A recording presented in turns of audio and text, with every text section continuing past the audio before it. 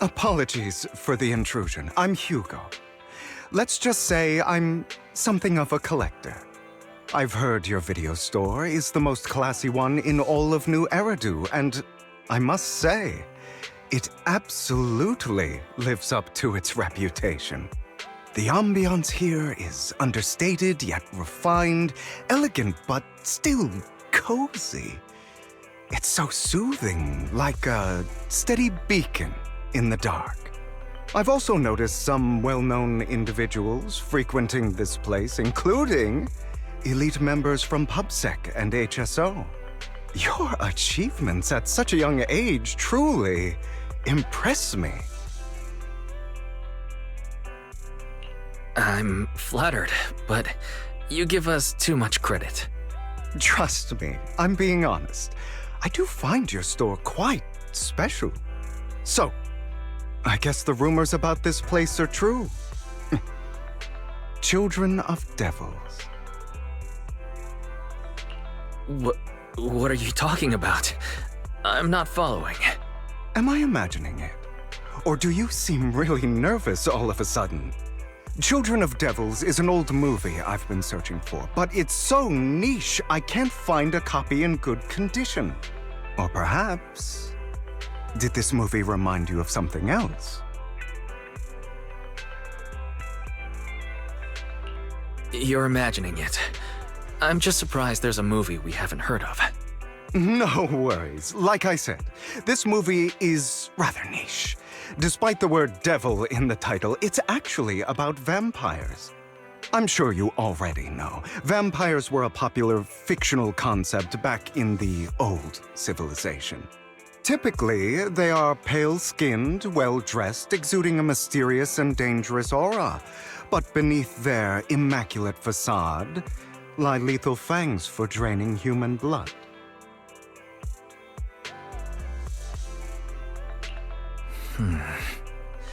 You kinda look like one. I'll take that as a compliment. Too bad vampires don't actually exist in Nью-Эриду. Oh, and I don't feast on human blood. In fact, if anything, I'm hypoglycemic. Anyway, back to the movie.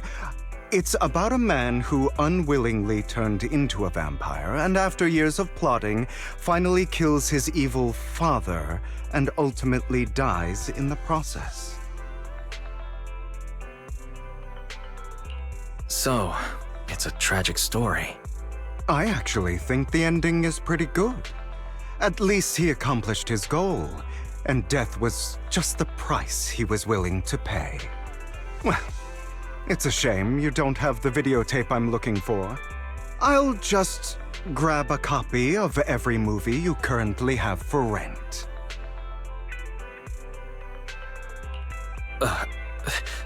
Thank you for your patronage. That's very generous of you. Just think of it as my thanks for chatting about the movie with me. Your store is like a collector's gem in itself. Please, consider my payments here as an investment in a collector's prized find. Your definition of a collectible is pretty broad, just as I'd expect from a collector. Because of my work, I happen to know some of Nью-Эridu's upper echelon. Some even collect human organs. Just some rumors circling around. Hope I didn't spook you. No worries. I don't scare easily. I've seen my fair share of crazy stuff. Guess I was worried for nothing. With so many high-profile individuals visiting here, I'm sure you're well-connected and experienced in various fields. Speaking of which, there's a big industry auction coming up. They'll probably have lots of collectibles, maybe even rare videotapes not on the market. If you'd like to attend, just let me know. Oh, by the way, I saw a marketing event at Lumina Square. Looks like there's a raffle going on. Go check it out if you're interested. Maybe you'll stumble upon something exciting. especially at a place so close to the upper class. After all, there are always secrets hiding behind the light. Well, thanks for today. I'll take my leave for now. Until next time, my precious friends.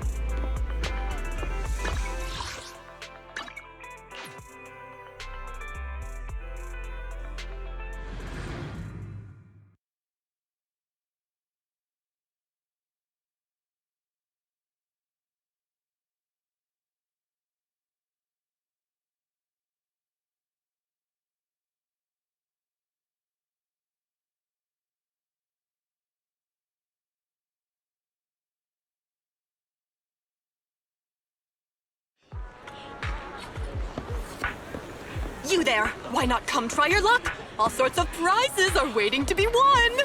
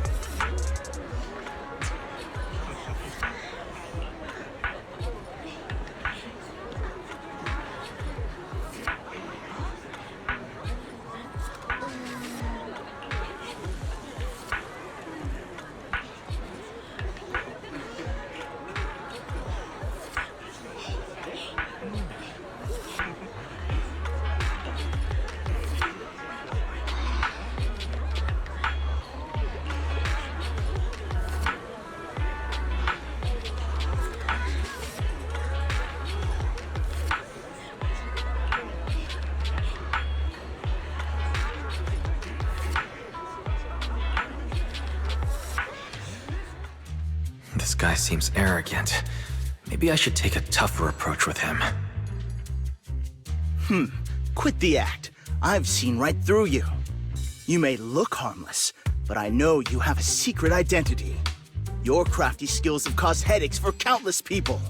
Not to mention, you're revered in your field. Everyone knows who you are. Your true identity is a member of the most infamous band of thieves in Nью-Эриду, Mockingbird!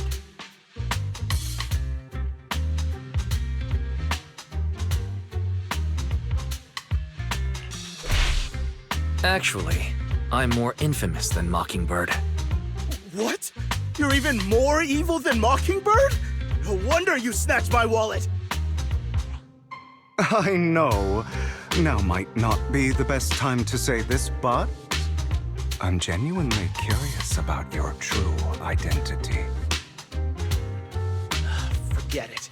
Clearly, you have no idea who I am. I'm Curtis Ravenlock. That's right, of the esteemed Ravenlock family from Tufts. You'll face consequences for crossing me. You might want to keep it down. People say the Ravenlocks have a questionable reputation. A bunch of lies. My family has a long and prestigious history. Those people are just slandering us because they're jealous.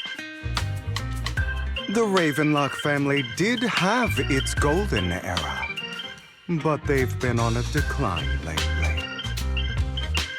Anyway, you were the only one next to me when I lost my wallet. It has to be you. Just admit it!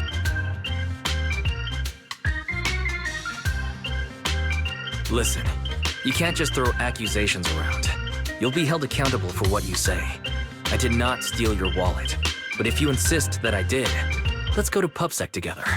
Of course, if you can't prove it, I'll be pressing charges against you. Press charges? That's a bit too extreme, don't you think? Looks like you found the right approach to deal with people like him. In any case, my wallet is missing. It had a ton of Denny's, so someone's got to answer for that.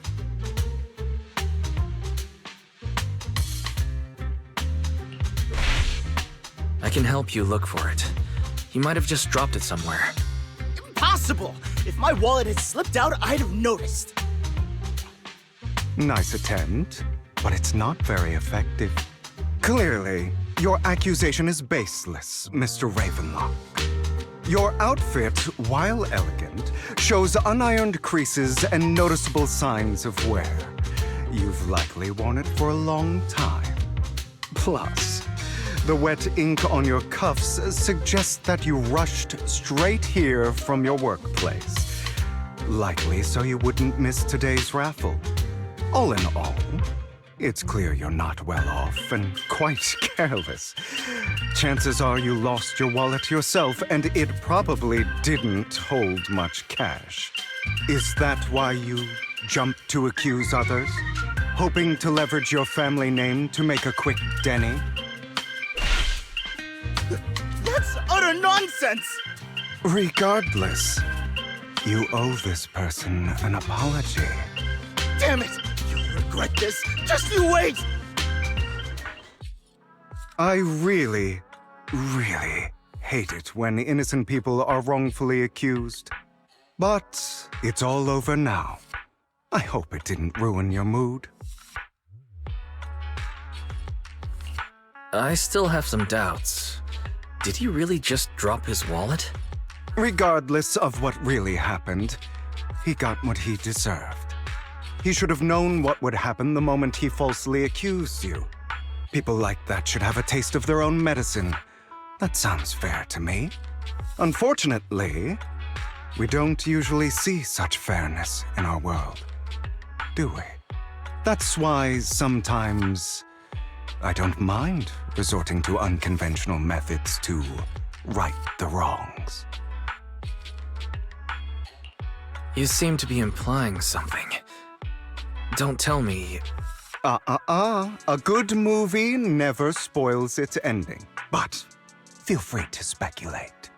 Anyway, It was nice running into you. Please, accept this raffle ticket to mark the occasion. May it keep you away from shady people and situations and bring you good fortune.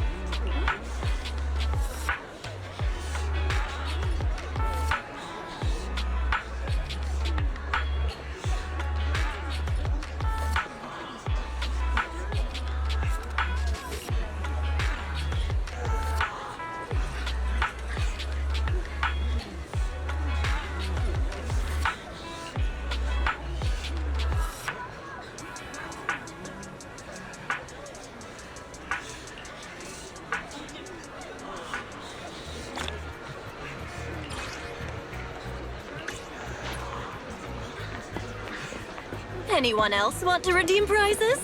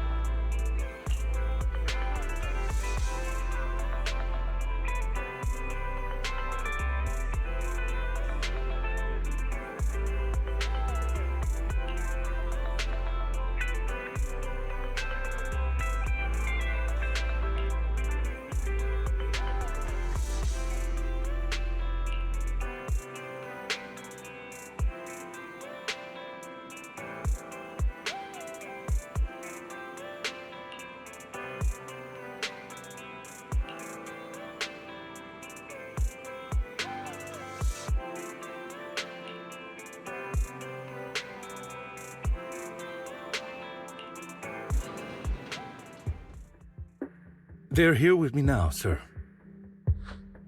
I'm glad to have the chance to speak with you, young'uns. Helios Academy used to be a peaceful and comforting place. I know you still can't fully trust me, and I understand that completely. But please do know that I mean you no harm. Your teacher, Carol, and I, we used to be friends. She was a kind person. I was truly sorry to learn that she was the one held responsible for the fall of the old capital.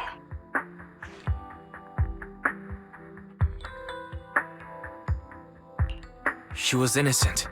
There must be something else behind it. I hope so too. It's just that the fall of the old capital still weighs heavily on us all.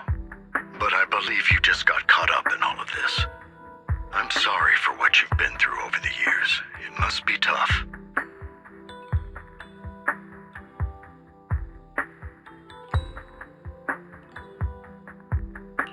One day, we'll find the evidence to clear her name. Then I sincerely wish you success. The real reason I reached out to you is to tell you something very important. Something about your eyes. I stumbled upon some of the data Carol left behind.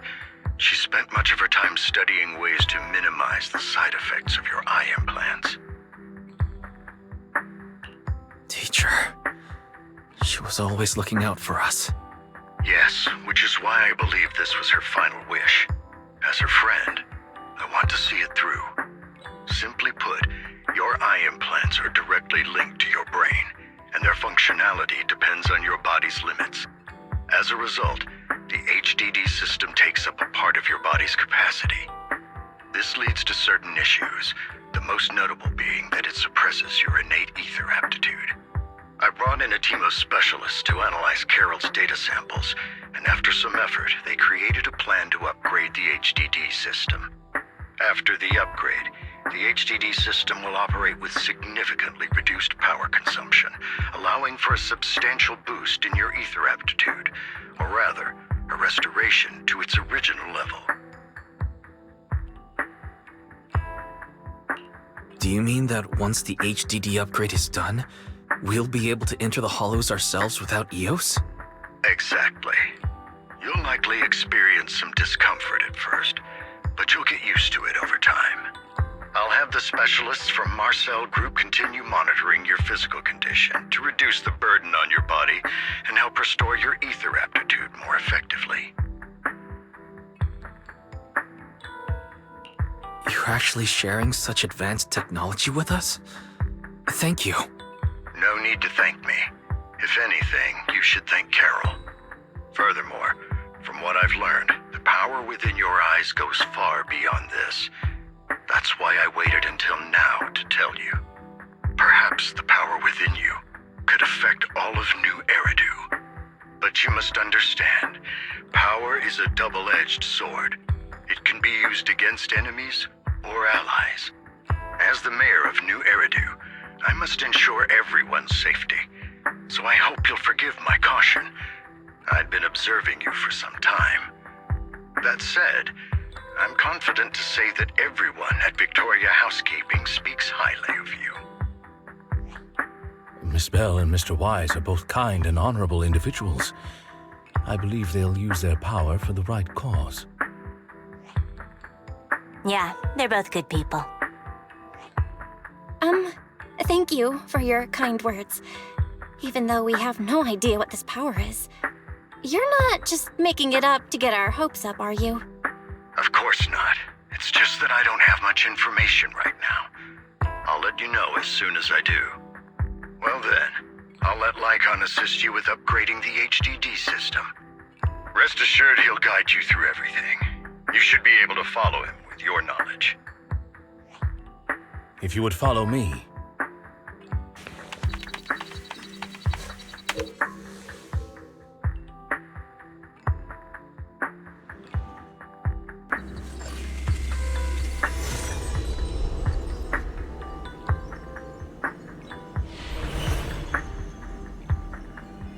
How are you feeling now? All good, I think. Really? I'm feeling a bit off. Your body is adjusting. Give it time to adapt to the changes. As a precaution, hold off on entering the hollows until you feel better. I see. In that case, I'll sit back and help Wise for now. It's quite impressive one of you adapted so quickly. Your ether aptitude is now on par with most hollow investigators, meaning you're ready to explore regular hollows. But you must be careful at first. Lycon, Ellen, why don't you two go along? One of the data piles in the hollow near the metro is malfunctioning, and we need a skilled proxy to address it. I'll assign this task to you.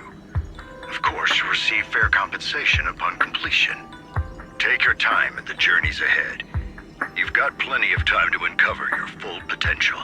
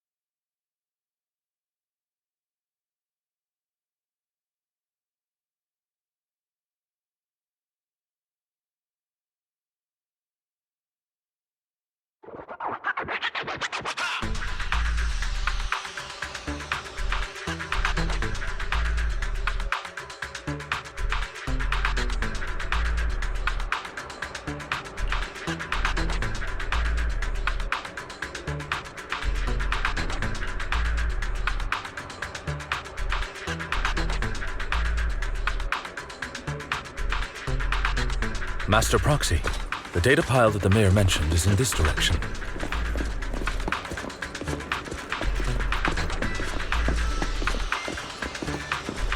Let's keep moving.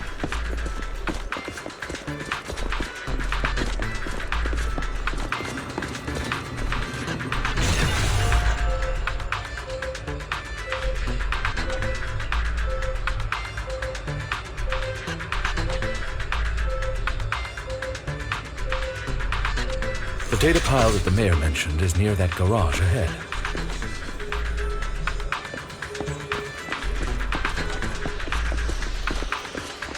Let us make our way over.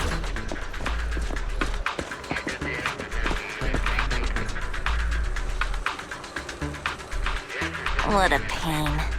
There's nowhere else to go. We'll have to move the train.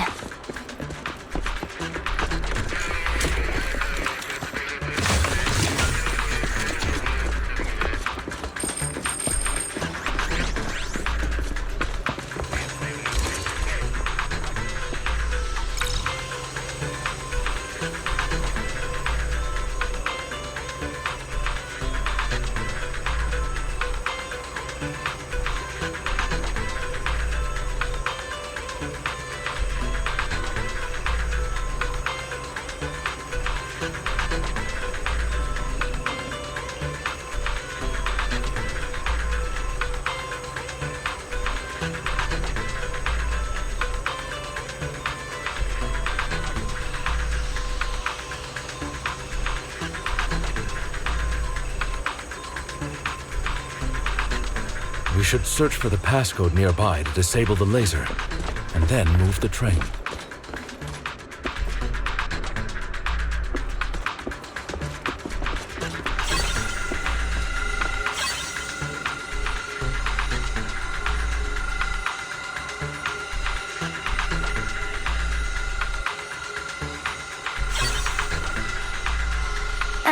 I get it now.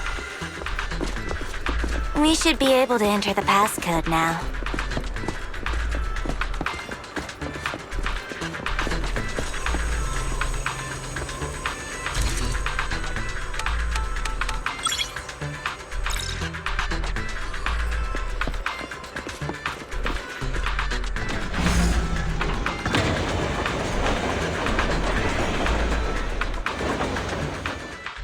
how are you feeling now, Master Proxy? Fantastic. Never been better. I'm relieved to hear it. If you feel any discomfort, please, let us know at once. Yeah, I'll carry you on my back if needed. Well, that won't be necessary. You've always had a sharp mind, and now you've got the muscles to match. Thanks for the compliment. No, I was just thinking. When will you pick up some fighting skills? If you can fight, you could handle things in the hollow all on your own. That'd be pretty neat.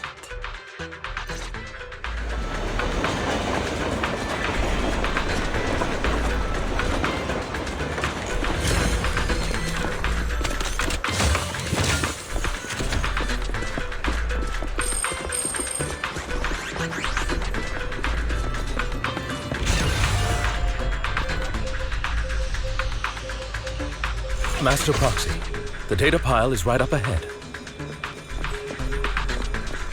It seems to be guarded, however.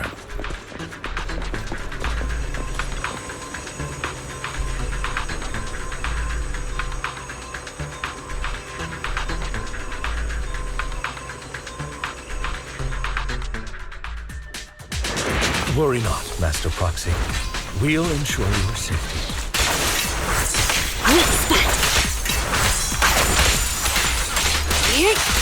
Get back! Thank you.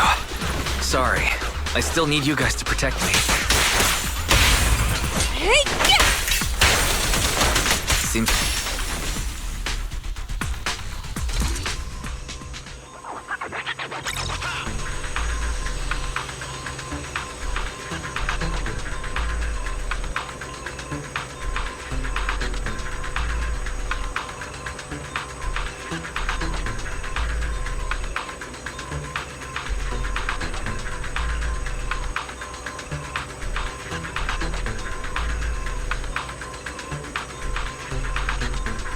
Oh, it's another passcode.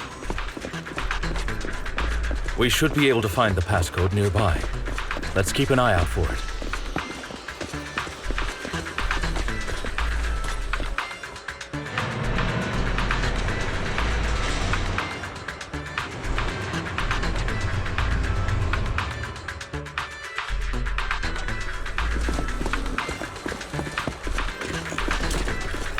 Maintaining the data piles in the hollows requires a proxy with the utmost professionalism.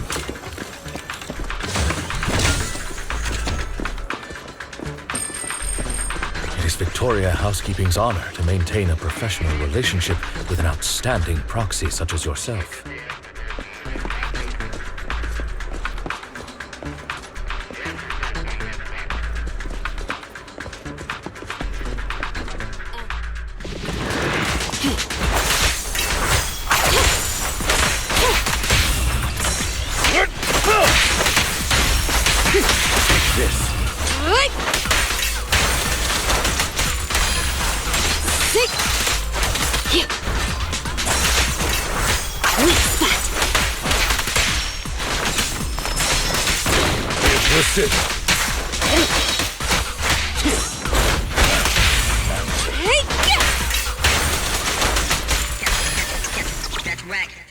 Master Proxy, let's take a look around this area.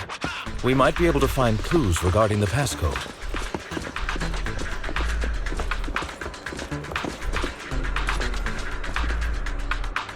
This should be it. We need another passcode. Oh well, let's check the other side.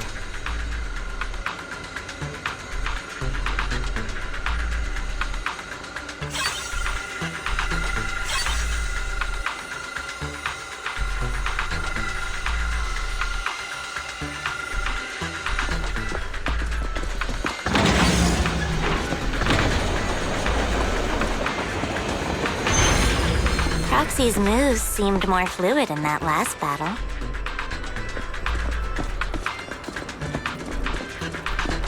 Master Proxy, this should be the second passcode.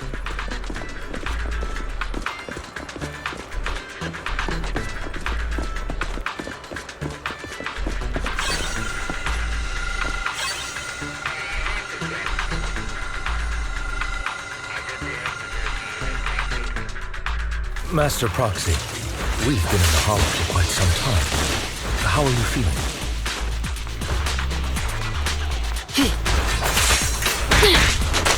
At your service. I feel fine. Nothing unusual, actually. That's good to hear. After all, this is the first time you've entered a Hollow since the system upgrade. Best not to overdo it.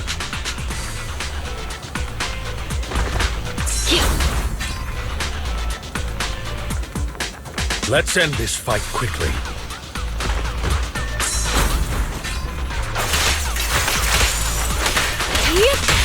Stand still. No worries, boss.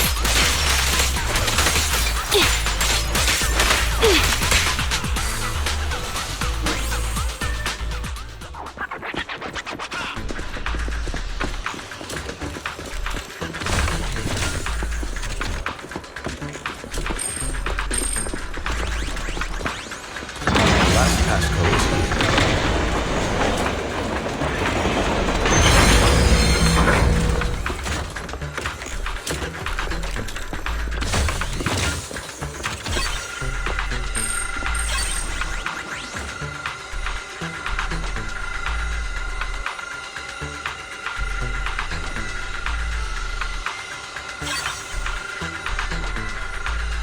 All right, that's all of them.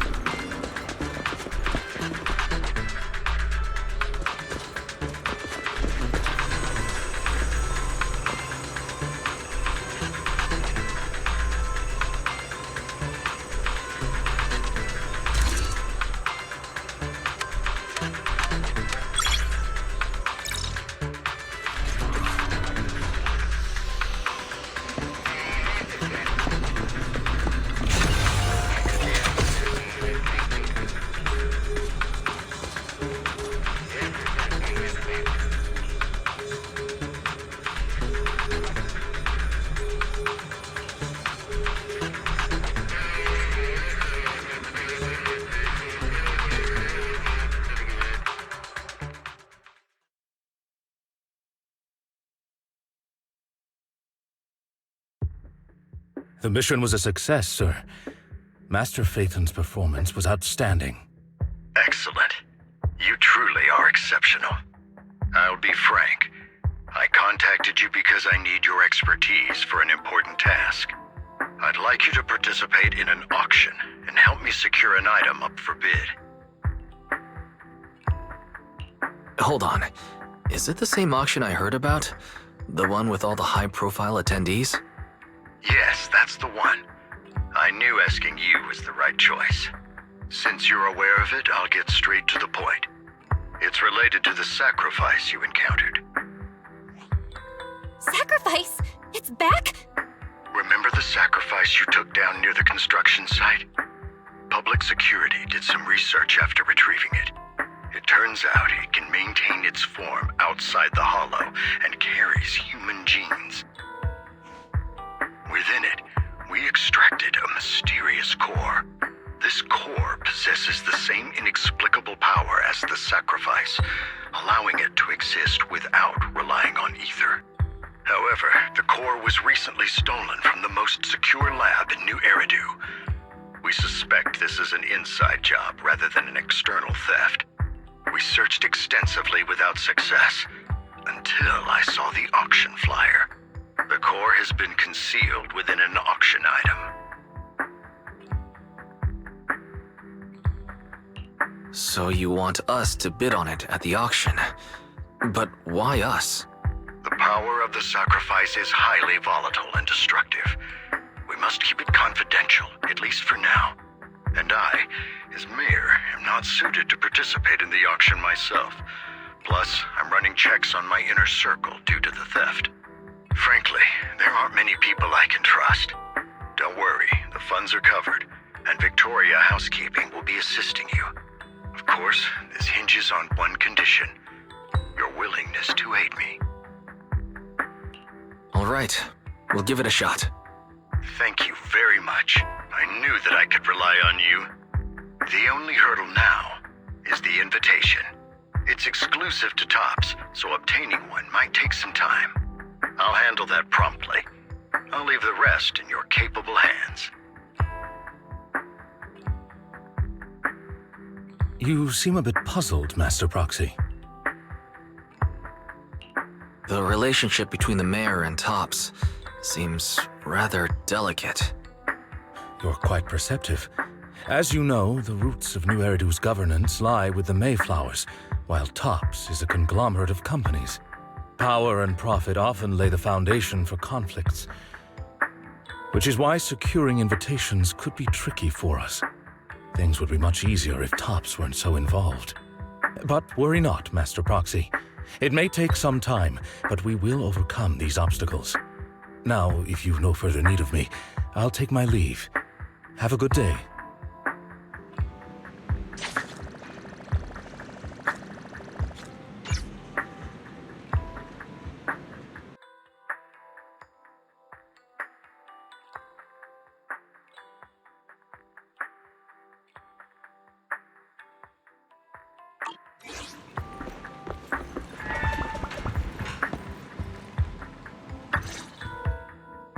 Didn't that collector Hugo mention if we wanted to attend the auction, we could give him a call? But he didn't leave us his contact information. Odd, right? If he wanted us to contact him, why not leave a number? Did he just forget? Maybe he left a puzzle for us to solve, like in the movies. You've been watching too many movies, Wise. We need to separate fiction from reality. Come to think of it, Hugo did leave us a raffle ticket and said something weird. He said something cringy like, "There are always secrets hiding behind the light." Wait, don't tell me.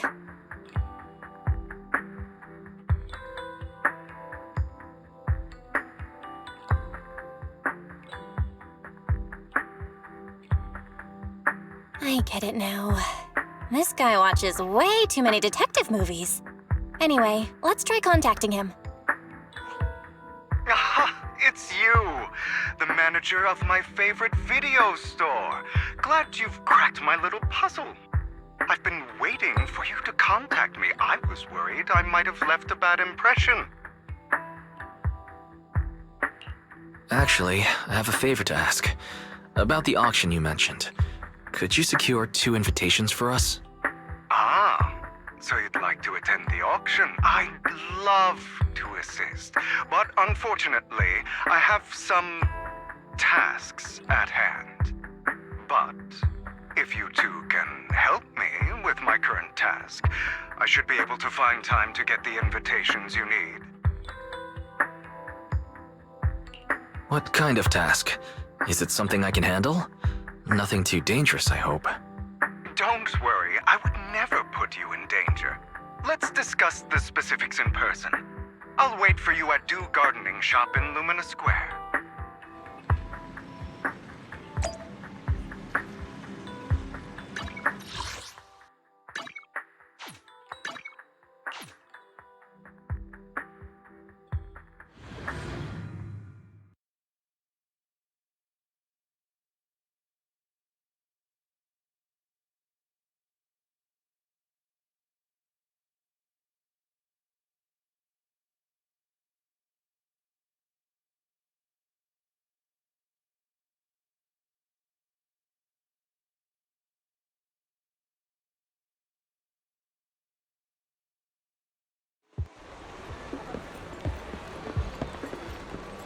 You've arrived, my friend. Punctual as always.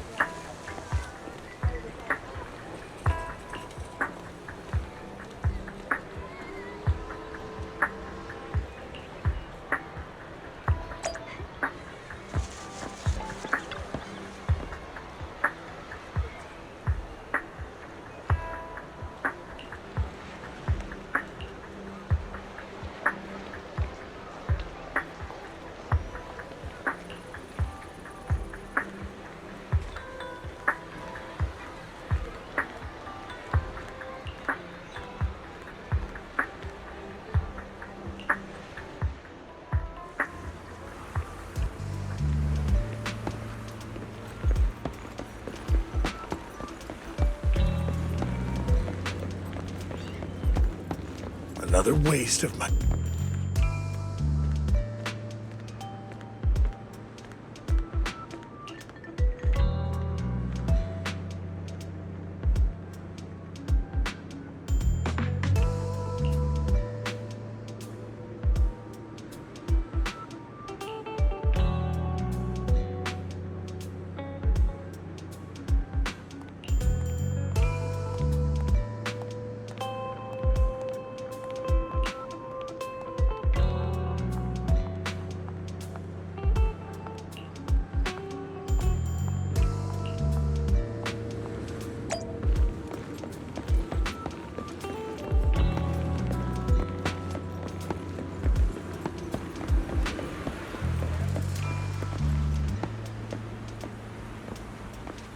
This time, I'll lead the family back to the top.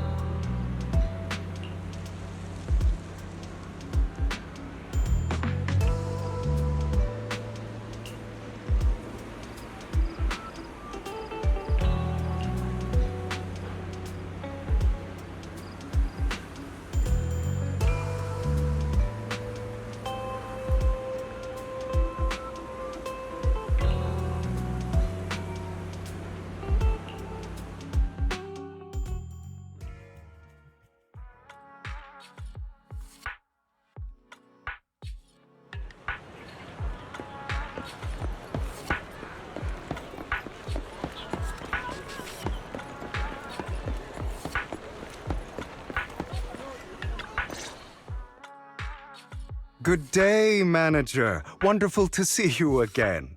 You're as sophisticated and charming as always. About our previous discussion, I assume you've made some progress?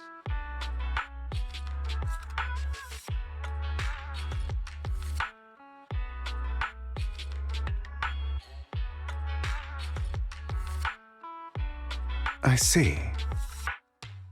Looks like it's more complicated than I thought. I appreciate your help. Here are the promised invitations for you. One was mine, but I won't be able to attend as I'll be occupied that day. I had to pull a few strings to secure these invitations, so please don't mention where they came from. Otherwise, someone might come hunt me down. Wait, seriously? Is the auction really that dangerous? Well, when you dance with sharks, you can't avoid risk. But I have faith in you, dear manager. I'm entrusting you with my life. Don't worry, my lips are sealed. And so are my sisters. I've been meaning to say, you're so close with your sibling. I'm kind of jealous. What's your view on family ties, manager?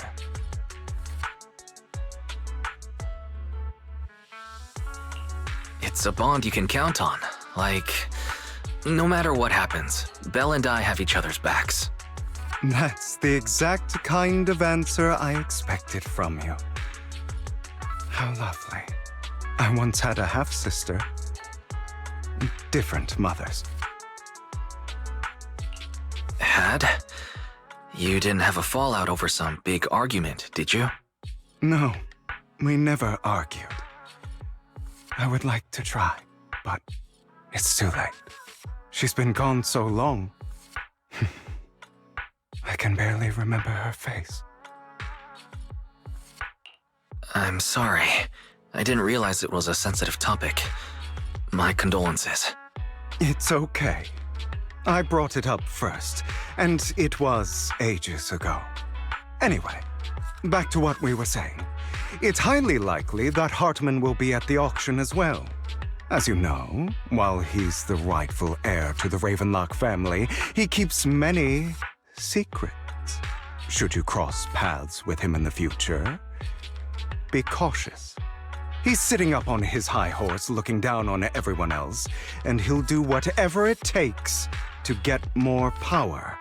I hope these upper-class people eventually face the punishment they deserve. Too bad the scales of fate lean one way or another, unless someone steps in to tip them back. I digress. That's all for today. I have some errands to attend to, so I'll take my leave. Have fun at the auction.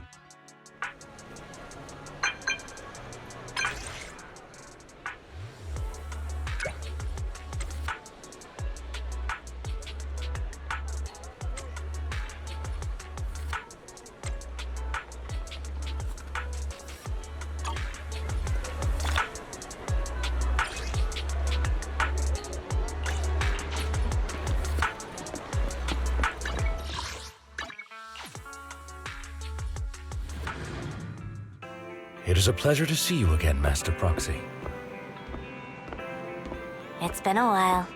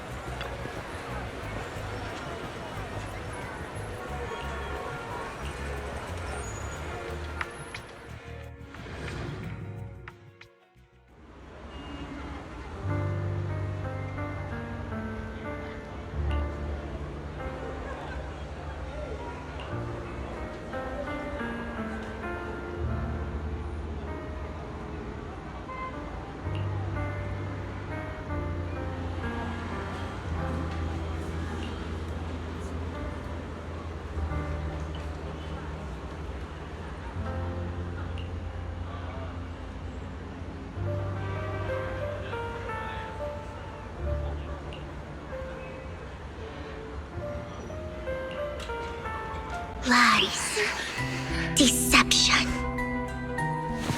betrayal. I see swirling mist, shrouding the truth in a deep, enigmatic haze. Found you. Chosen one.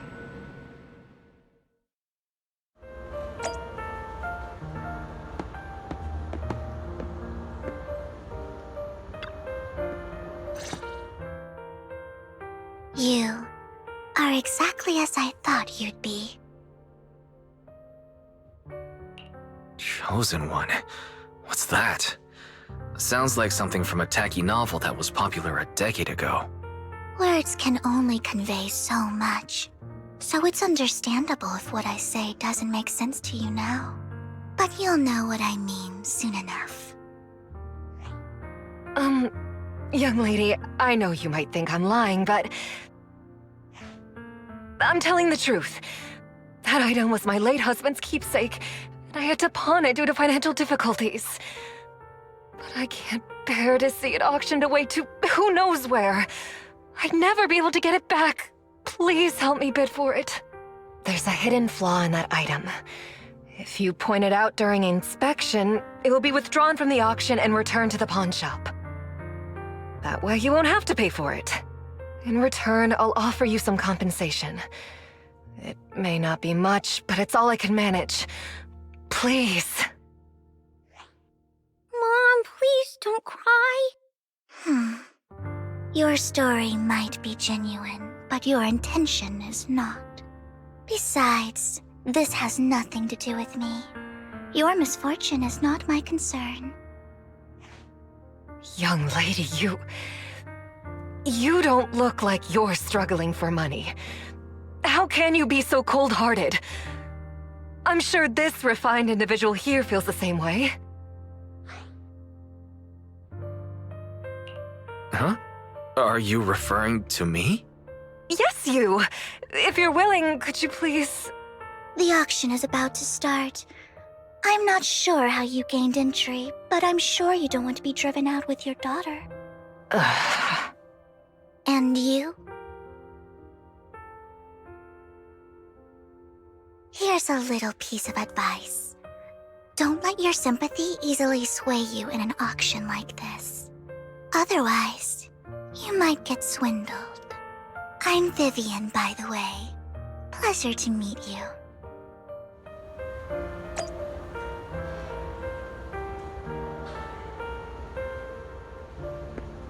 Dear guests, the auction will begin shortly. Please make your way to the venue.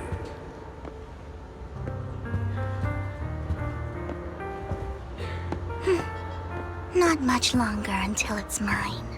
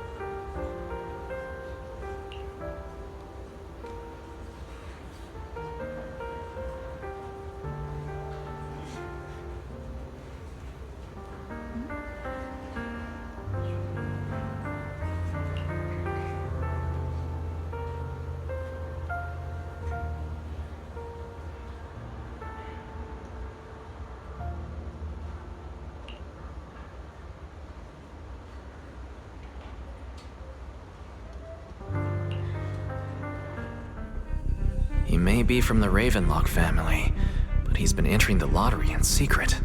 His financial situation might not be too great right now. Ugh, what rotten luck. I didn't expect to see you here. I won't back down this time.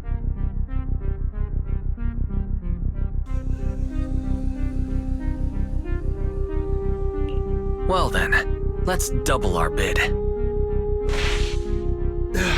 A commoner would never bid so high. Damn it. A strong move, setting the tone right from the start. You should just give up already. I'm dead set on getting this item.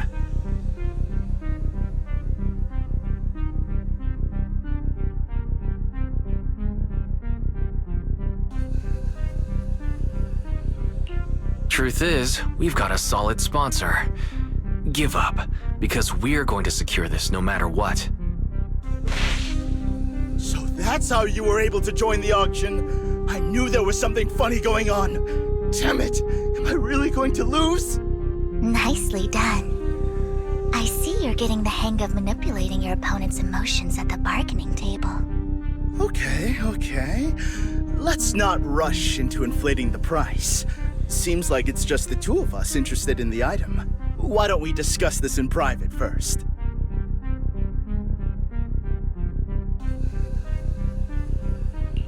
No matter what, I won't back down. Ugh, I didn't expect you to be so determined. This is the perfect moment to shake your opponent. You're really stubborn, huh? Is it really worth arguing over such a small collectible? That's right. The Denny's in our pocket is our biggest advantage. Host, I'm raising the bid. The price is way more than it's worth. Forget it, I'm out. It's a bit overpriced, but it's still acceptable. Regardless, congratulations on your winning bid. Though in my opinion, its aesthetic style is a bit ahead of its time. But as long as you like it, that's what matters. After all, the true value of art is in the love people invest in it. The next item is truly exceptional. The final creation of a legendary artist, the only one of its kind in all of Nью-Эриду. The artist's tale is quite fascinating. Unrecognized during his lifetime, his works were discovered by art collectors after his death and became hugely popular. Because of this, authentic works are few and far between, making each one incredibly precious. And this stunning final piece, anyone who loves his work won't want to miss it. Without further ado, let's get started! Starting bid, 200 million Denny's! If I can get it for under 500 million, I can still turn a profit. 300 million! If I'm not mistaken, Wise, isn't that the item the woman asked Vivian to bid on? Yeah, that's the one. If our budget allows, perhaps we should. 1 billion. Even if his final piece is a collectible of this quality, starting at $1 million right off the bat. Since she doesn't have to earn her own money, any bid is just a number to her. Was that Vivian? Wow, she just said, "Don't let your sympathy sway you," then went ahead and bid anyways. Yeah, but she can literally afford not to take her own advice. Ooh, this elegantly dressed lady certainly has refined taste and deep pockets. So, is anyone ready to challenge this young lady? Invest in the legacy of a talented artist who left us too soon. Its value could double in the future. I'd advise against it. I'm going to bid on this no matter the price tonight. This young lady is certainly very confident. Our time is almost up at $1 billion. Going once, going twice, going 3 times. Sold for $1 billion. All right, ladies and gentlemen, that concludes the first half of the auction. Please feel free to unwind in the lounge for a bit, as more treasures await in the second half.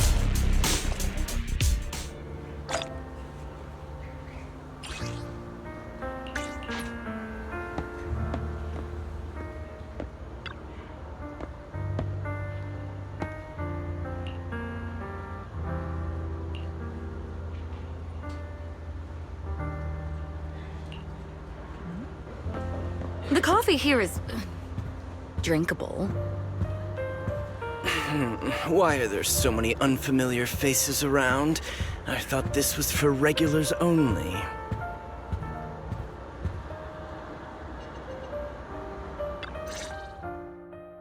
You have a strange look on your face. Despite her ruthless exterior, she's actually quite kind-hearted. Though you wouldn't dare think that, would you? Not at all. That's not what I'm thinking. You're not being honest, and I don't appreciate deceit. Just to clarify, I didn't assist that woman out of kindness, nor do I plan on giving up the item I just purchased, because it's nothing more than a common scam. A scam? So you're saying that woman is a fraudster? They'll tell you a tragic story, begging you to help bid on a collectible at a high price. They promise a reward and guarantee the item will be withdrawn from the auction, so you think you won't have to pay anything. But the reality is, once you bid, the deal is done. No going back, and you end up shelling out a hefty sum for something worthless. So why did you still bid on the item? I really enjoyed the story of that legendary artist. Art at its essence sells stories, doesn't it? I'm willing to pay the price for the stories I choose. That's another lie. Looks like you believed me. I didn't really believe you. Let me give you another piece of advice. Appearances can be deceiving. People often mask their true intentions. Sometimes, what you can't see is the real truth.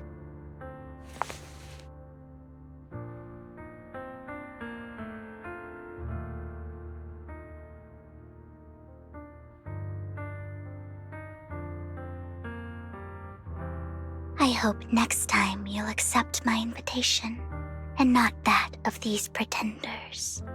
I'll see you soon, my friend of many secrets.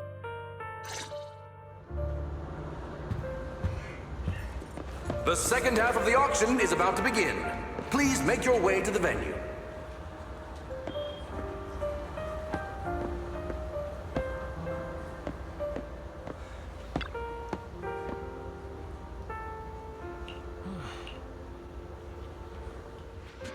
Ladies and gentlemen, welcome back! Up next in our auction is tonight's showpiece, the one-of-a-kind Robe of Heroes! Legend has it that, long ago, this was a garment that only a hero could wear. What's truly fascinating is the unique gem embedded in the collar of this robe. It's unlike any gem I've ever seen. Almost magical.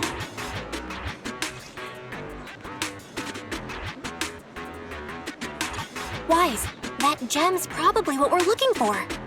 Such an important item, yet it's just there on a piece of clothing, completely unprotected. How gaudy.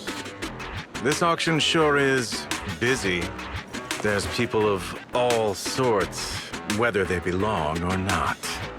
Robe of Heroes. What a tacky name. Nonetheless, I'll secure it. In the name of the Ravenlock family. Yes, I see it. Seems authentic. Of course, I'll keep an eye on it.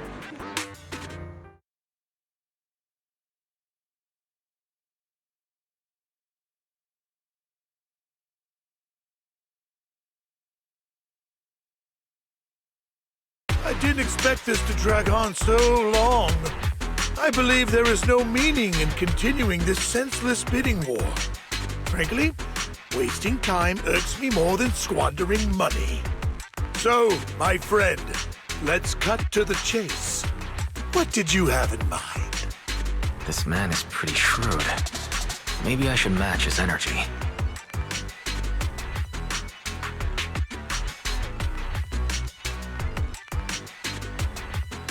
Perhaps a better question should be, what can you offer me? The ball's in my court now. Good. I enjoy conversing with people of sufficient intelligence. There are more antiques in this auction than just the robe. Why rush into this? You might find something else you prefer.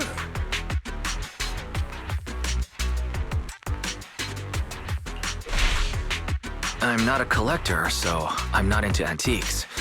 That robe just caught my eye. In that case, how about we strike a deal? All I want is that gem. So, if you cease bidding now, I'll take the gem and you can have the rest of the robe. How does that sound? You called our bluff. The Ravenlock family always gets what they desire. If you have any doubts, feel free to ask around.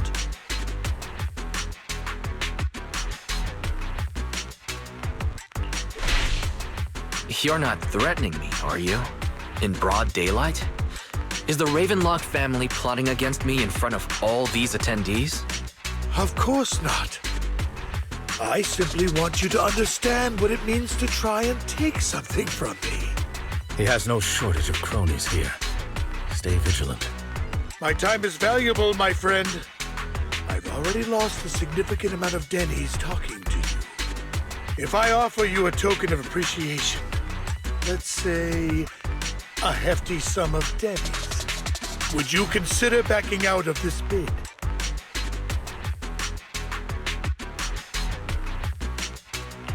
Don't try to bribe me. I don't need or want money. For once. You're quite persistent, aren't you? It's been a while since someone dared speak to me like that. All right, since I can't sway you, we'll have to settle this with our financial power. But let me be clear. No matter how high it goes, I won't back down. Drat. Though the mayor gave us a substantial amount of Denny's, I have a feeling it won't be enough to win against someone with this amount of financial power.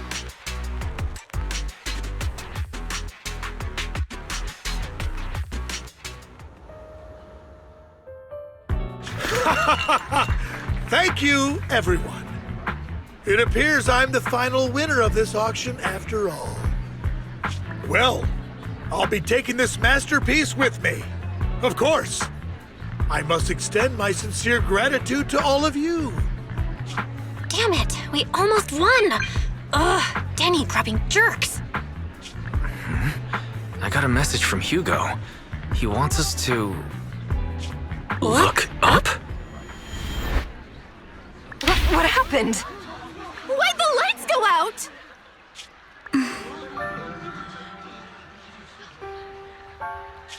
What's going on? The power went out? Mommy! I'm scared! Ladies and gentlemen, welcome to tonight's auction. My apologies for the long and dreary opening. Losers always have a lot to say. That guy looks familiar. Is that... What are you all standing around for? Someone deal with this intruder! How uncouth. I'm simply here to reclaim what's rightfully mine. You! When did you? Well then, tonight's show is coming to an end. I wish you all a lovely evening. Yours truly, Mockingbird. After him! Catch that thief or forget about getting paid tonight!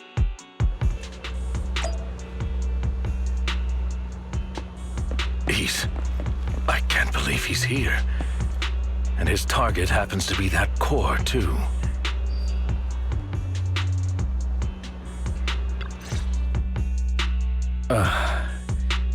Forgive me, Master Proxy, but that... Mockingbird and I have... history. You might find it surprising, but I know him too. You do?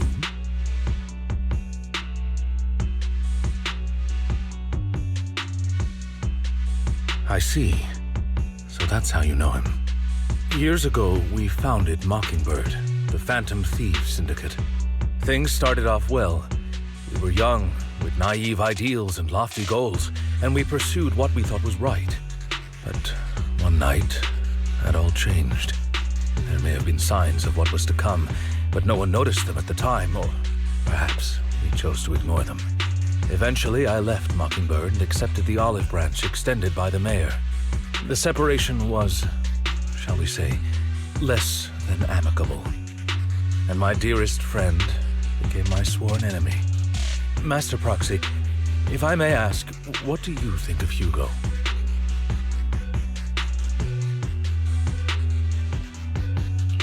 Though he helped us before, and he seems pretty nice, I can't help but feel something's off. He is a part of Mockingbird, after all. Mockingbird has changed from how we envisioned it.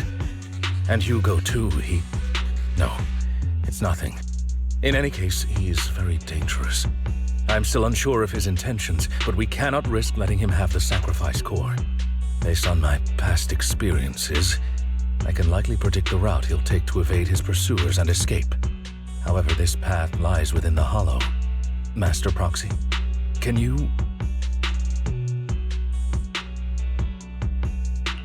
Let's head straight there. I'm feeling pretty strong right now. Very well.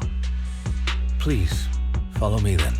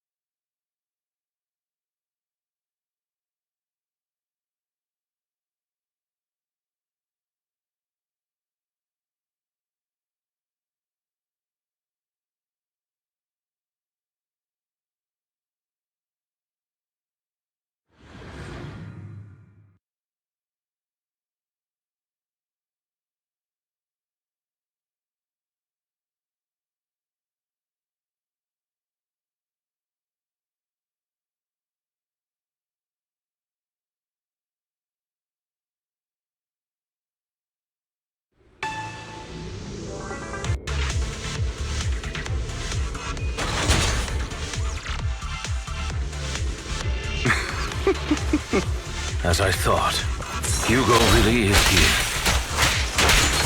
When we were still working together, we would often choose routes that were difficult to attack, yet easy to defend.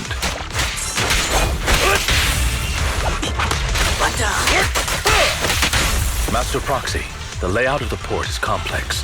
Ethereals may jump out from any corner.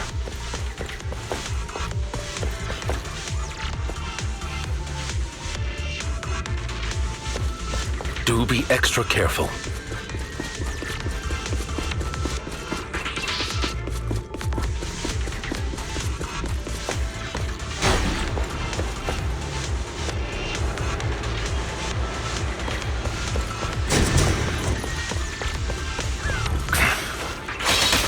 There are so many ethereals. They don't seem to be phasing him at all.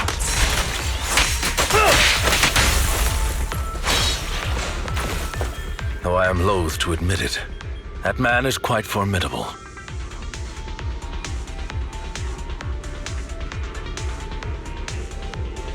You can always find him in the thick of things, be it in social functions or surrounded by ethereals.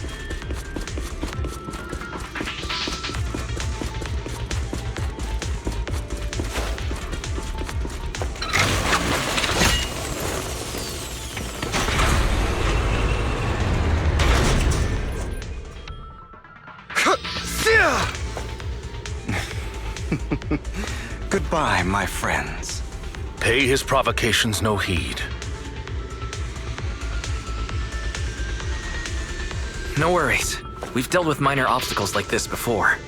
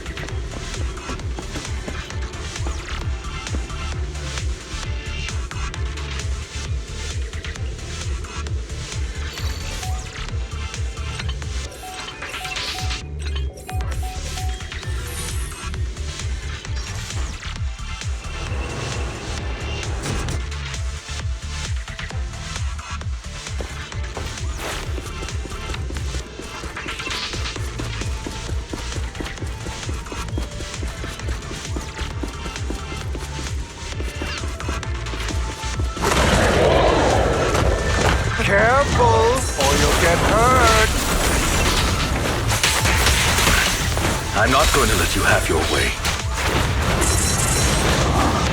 Master Proxy, that's one of Hugo's weapons. Make sure to avoid it.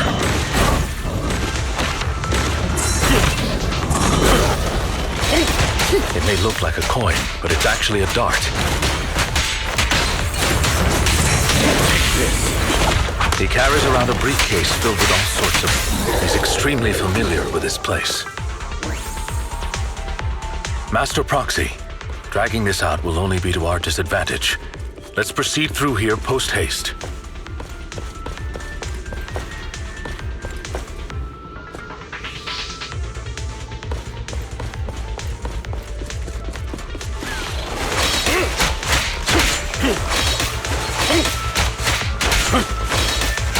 Evade, now!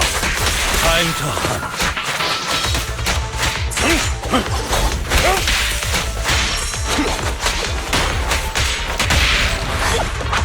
Stand still. The mechanism here isn't damaged. It's still functioning normally.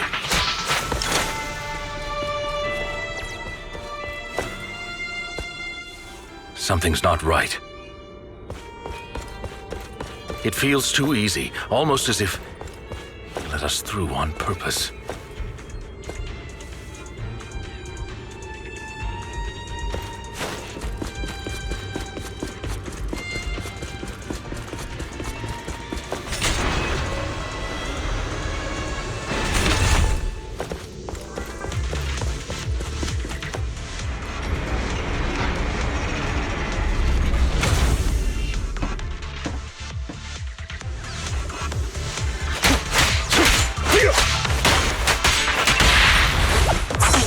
Stay calm now.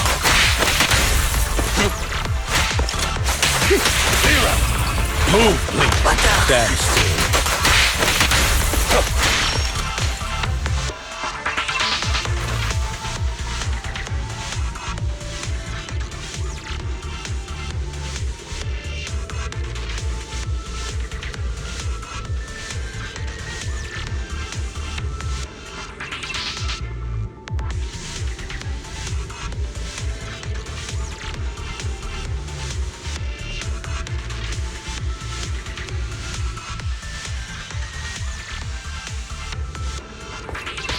This must be the right way.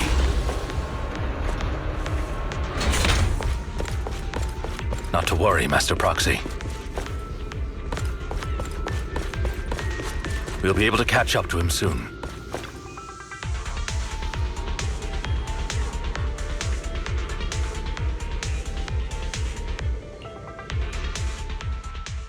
It should be this way.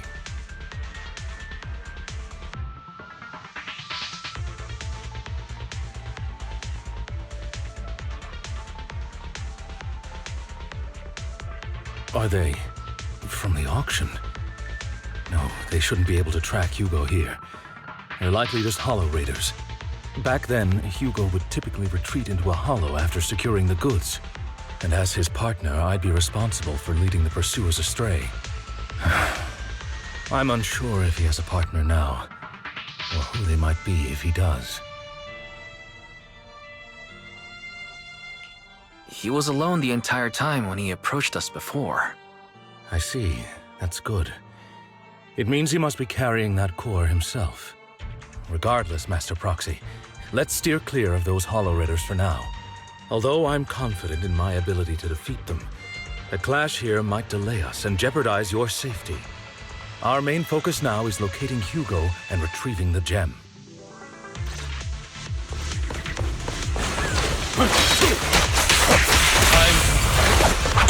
Stay calm now.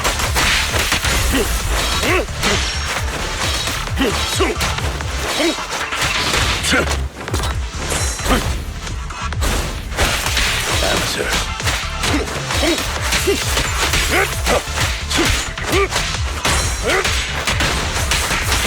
this. He should be nearby.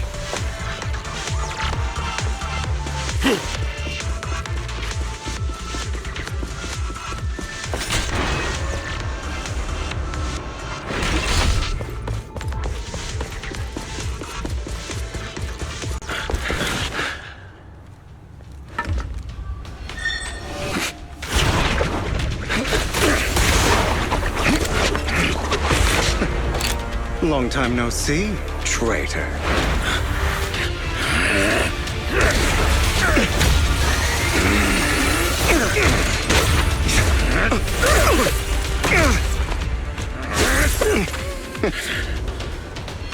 It was you who broke the oath, not me. You haven't changed, pompous and self-righteous.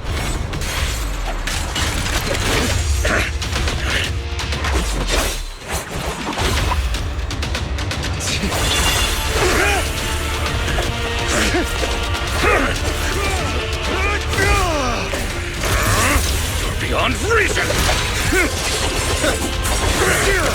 Both of you, enough already!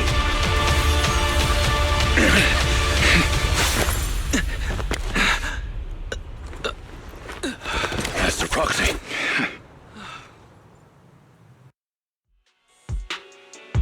Are you all right, Master Proxy? Any injuries? I'm fine. I just forgot I wasn't using EOS. I thought your attacks would just go over my head. I'm not used to being this tall, I guess. Rest assured, Manager, my blade has always been steady. I'll never point my weapon at my allies, especially not you. As for that oath, he has no sense of control in the heat of battle, even turning on his own comrades. I'd thank you not to spread lies. What? Are you denying it? I merely spoke the truth, didn't I?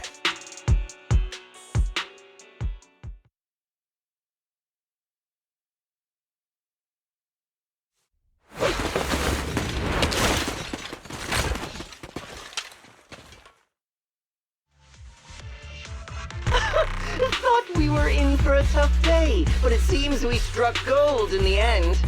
If you value your lives, you better hand over all your etheric resources and any other valuables you've got. I have no conflict with you, gentlemen. I'm here for personal reasons, not to mine ether resources. Cut the crap. It's been a rough day, and we need something to make it right. Whatever your business is, pay your dough or bite the dust. Pay our dough? This is the Hollow. You're not claiming this Hollow as your own, are you? Not even the current mayor of Nью-Эриду would dare to make that assertion. Am I correct, Mr. Mayflower Watchdog?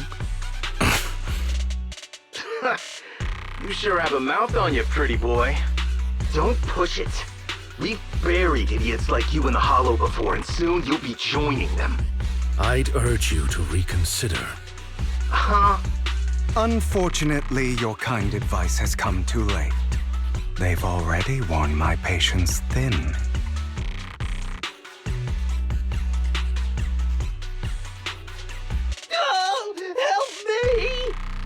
scared?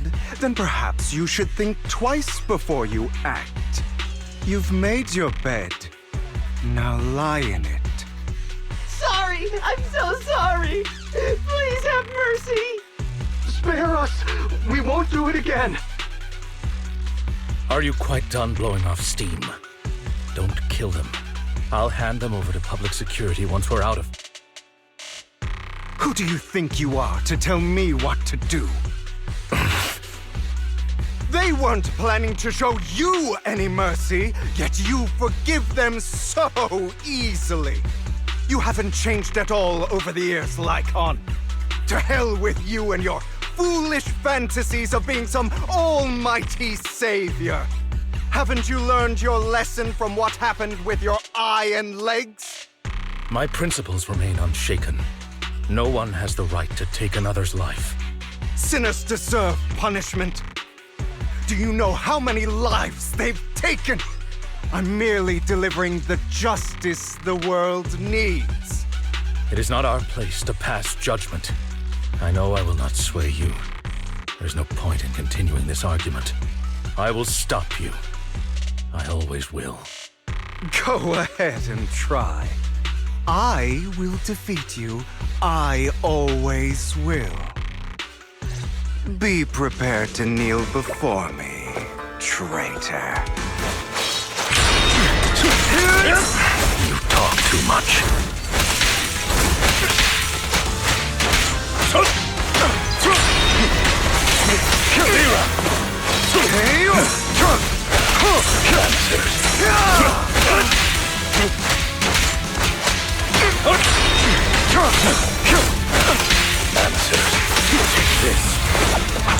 Proxy, I did... Do you two have to fight? Ready to... My apologies, dear manager, but I'm itching to teach him a lesson. Shut up!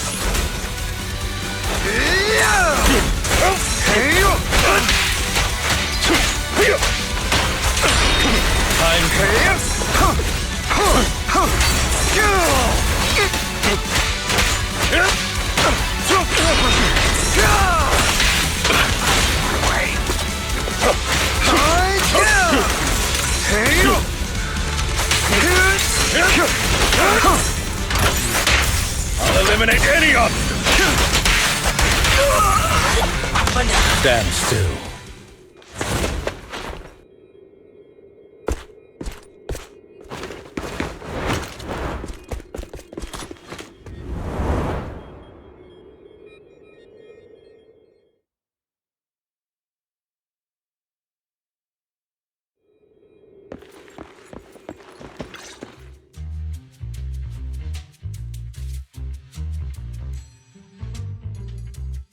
Worry not.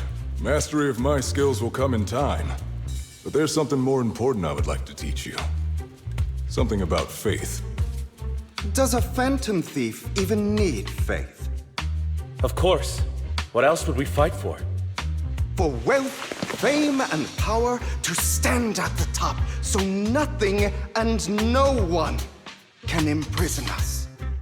Isn't that what everyone desires? Or perhaps by faith, do you mean something asinine and empty, like justice, dreams, or friendship? Hilarious. Grow up, Lycon. It's time to let go of your naive fantasies of being some almighty savior. You just don't get it. All right, enough squabbling. What I'm trying to teach you is very simple. I may not walk the path of justice, but I do not walk the path of evil. There's too much injustice in this world, and there are times when it becomes necessary to right those wrongs with unconventional methods. Taking lives, however, is out of the question. Life is a precious gift, one that nobody has the right to steal. No one should have the authority to judge whether another lives or dies. Keep that in mind. I will.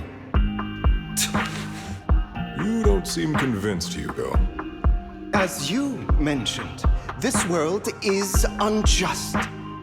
That's why we must strive to bring fairness to this world. Those who cause harm should face consequences, just as those who take lives should. But not all lives hold the same value. Sometimes, you may need to eliminate one if it means saving more. You're too proud. Your pride may lead you astray. I have my own path and beliefs, Jack. I'll determine for myself what's fair and unfair. Hey, watch your mouth. If it weren't for Jack, you'd be dead already. You're a smart kid, Hugo. Skilled too. You could easily take the life of a sinner. However, what if one day you found out you were wrong? What if that so-called sinner were innocent? Could you bring them back to life? I wouldn't make that mistake. To err is human. Everyone is bound to make mistakes. It's good you are open with your thoughts. I just don't want your troubled past to weigh you down. Because your hatred doesn't define you. It only eats away at you.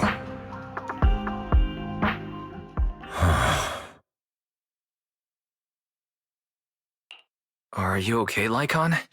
You've been quiet for a while. My apologies, Master Proxy. I was just reminded of some past memories. Before Hugo and I founded Mockingbird, we had a mentor, Jack. He took us under his wing when we were in dire straits, imparting his skills and life lessons. But Hugo didn't agree with his viewpoints. Perhaps our paths were always fated to diverge. I've been curious for a while now. What caused you two to split? Mockingbird faced numerous triumphs, but also setbacks. And one of them was a disastrous one. Hugo. You... Was this you? All this? So what if it was? Have you gone crazy? Have you been planning this all along? You'd bury all these lives in the name of vengeance? They deserve to die. Especially my so-called father. I should have killed him a long time ago. A really long time ago. You know what, Lycon?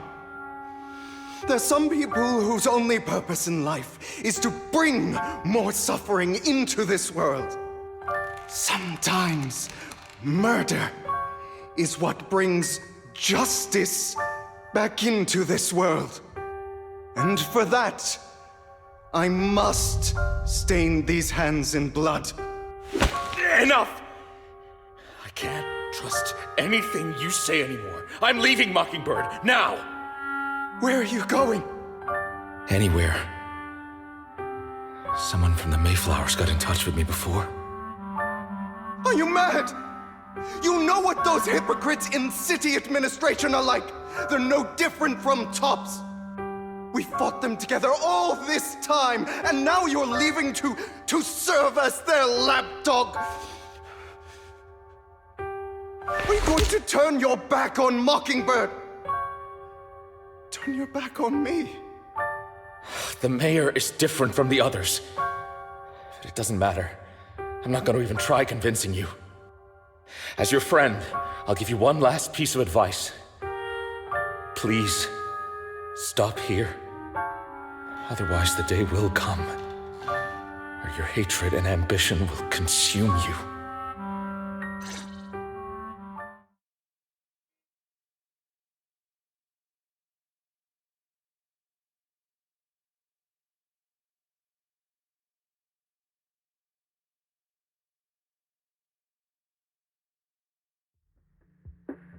My apologies, Master Proxy, that you had to hear such an unpleasant tale. Hugo came from a powerful family, and his relationship with them was always strained, especially with his own father. So much so that Hugo wanted to personally put an end to him. After shouldering a mountain of injustice, Hugo ran away from home. That's when Jack and I met him. And that setback that Mockingbird suffered turned out to be intimately connected to his family. I had thought it was just a normal mission, when in fact he was plotting revenge. He took advantage of me and everyone else there. I do not mean to pass judgment on him and his decision, but I refuse to accept a partner who is willing to trample over other people's lives for their own desires. Perhaps his family left a mark on him that continues to influence him to this day. In any case, Hugo still has the sacrifice core. We should contact the mayor to plan our next moves. A pleasure to speak with you again. Lycon has already filled me in on Mockingbird stealing the sacrifice core. I'll deal with it. Anything else we can do to help? I mean, we didn't manage to complete our mission. No. You've done well. It's just not appropriate for you to get involved in what's to come. We've been through far more dangerous situations. Plus, we've dealt with Mr. Mockingbird before, so maybe we could help you. Really, I appreciate your kindness. It's just... Very well. Seeing as you're all people I know I can trust, I'm going to be frank. Not long ago, I received a letter declaring criminal intent. Sir. Lycon, I know you don't want to place them in danger. I feel the same way. However, I believe they deserve to know the truth. That letter threatened to use a sacrifice to take vengeance against the entire city of Nью-Эриду. What do you mean by vengeance? I believe the person, or the organization, who sent the letter is planning to use the sacrifice to mount a large-scale attack against the city.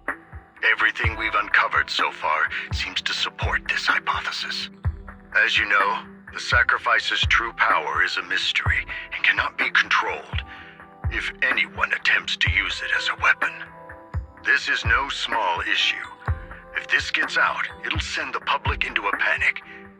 Please promise me you'll keep things confidential. Then let us help out. We can do our part too. But it's like I said before, it'll be too dangerous for you. Whichever way you look at it, you're still citizens of Nью-Эриду, and as mayor, it's my duty to protect you. Plus, Carol would be furious with me if I put you in danger. If she were still around. Anyway, I'm not at liberty to discuss this matter any further. Please rest assured that we will handle things properly as the administrative authority of Nью-Эриду. That's right, Master Proxy. Please trust us. So that'll be all for today. Goodbye for now.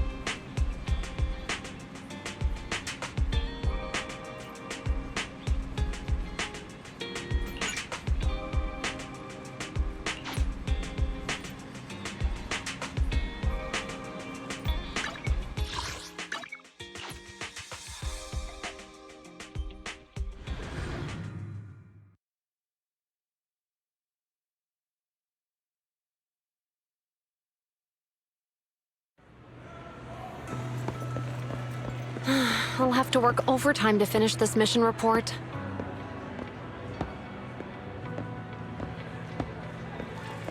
You're here!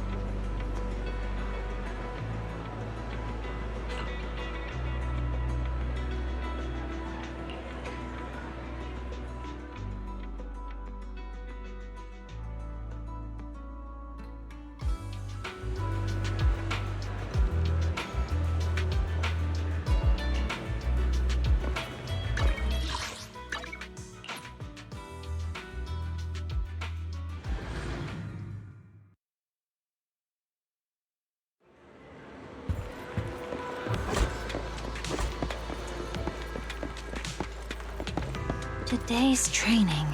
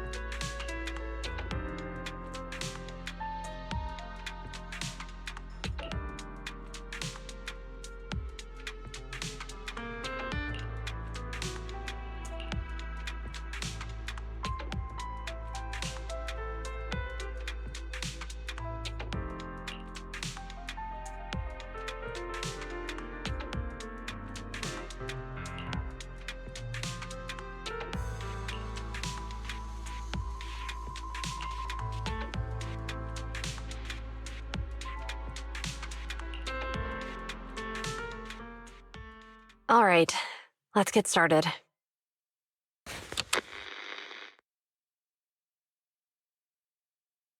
I'm probably not getting out of this hollow, but at least this tape recorder still works. Let's say these are my last words. I gave away my anti-corruption equipment to save those civilians, so I'm not in good shape. Unfortunately, we came up against a horde of ethereals right after that. I rushed over to fight them off and tried to save the civilians, but in the thick of all the fighting, I turned back and realized that I was somehow alone. Nobody was behind me.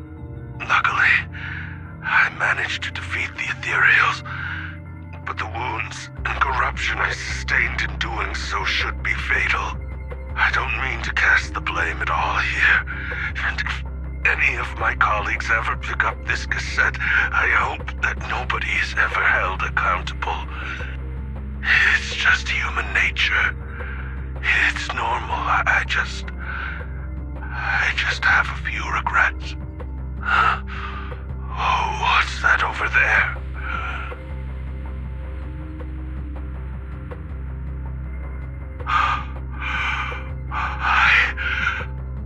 I've seen a miracle. Yes, that thing is right. So long as humanity is in constant conflict against the Hollows, we'll never be able to grasp true power. Only by embracing everything. It's the only way. Only by embracing this power can everyone survive. Oh, Creator, please grant me this!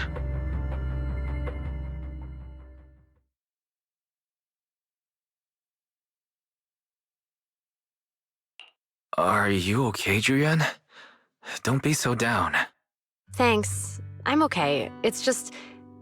Even though we had our suspicions, now that everything is out in the open, I can't help but feel a little... Well, at least now I know the reason why he changed. What did Bringer see during the recording? Whatever it was, he called it a miracle. I saw the mission report from that incident. Bringer emerged from the Hollow unscathed, completely free from injury or corruption. Plus, I remember him rescuing a few civilians and walking out of the Hollow together with them. But if that's the case, then it's at odds with the audio we heard. Which one is the true version of events? It's possible that both are true. Like if Bringer actually met a real god that completely healed his body and helped him save the others. And that's why his mood changed so much. Why he started believing the Exaltists. Because he witnessed a miracle. That sounds like a reasonable speculation at this point. But it still exceeds the limits of what we know. In any case, it's a clue that ultimately points to the Exaltists. I'll keep pulling this thread and see where it leads.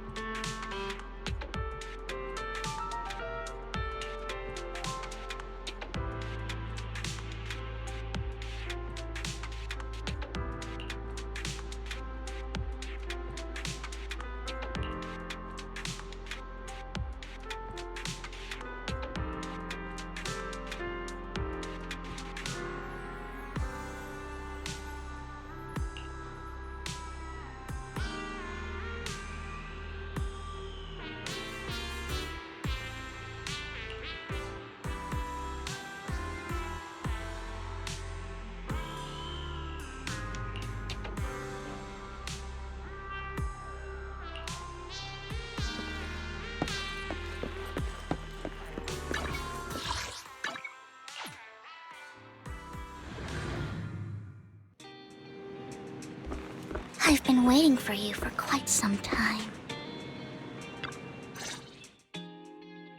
We meet again, Master Proxy. I imagine you've already managed to gain some info from the conspirators. About some people who wish to use sacrifice to launch an attack on Nью-Эриду. So you know about that? I only just found out myself. Because I've been watching you this entire time. I know many things. But unlike those hypocrites, I'm willing to share info with you to show my sincere hopes of working together. I need to find Bringer's belongings. Bringer's belongings? Did he even leave anything behind? Oh, he did. I have complete confidence in my intelligence network. All the more reason for you to work with me. You've probably already guessed, but what Bringer left behind will be crucial for cracking the alleged sacrifice attack. Find it, and we'll finally know what they are after. Who do you mean by they? The Exaltists, of course. They're always lurking whenever something related to sacrifice comes up.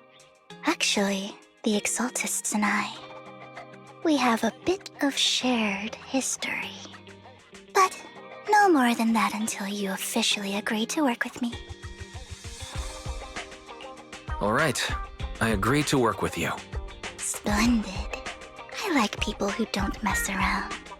By the way, might I ask, you're not proficient at in-hollow combat, are you?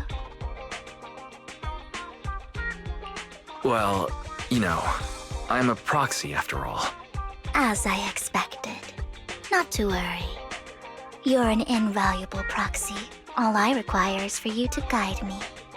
I mean, Not even my darling Lord Phaethon can fight in the hollows. Hang on. What did you just say? Your darling Lord Phaethon? That's right. The best proxy in all of Nью-Эриду. Lord Phaethon. Don't tell me you don't like him.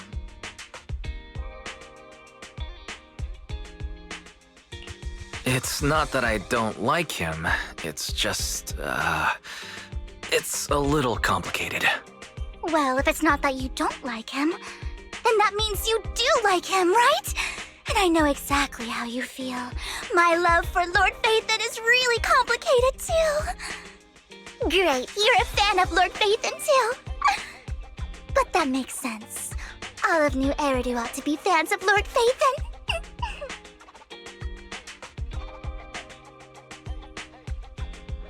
Fine, you're right. I'm actually a fan of Lord Phaethon. Then we're fellow fans! Wonderful. I feel so much closer to you now.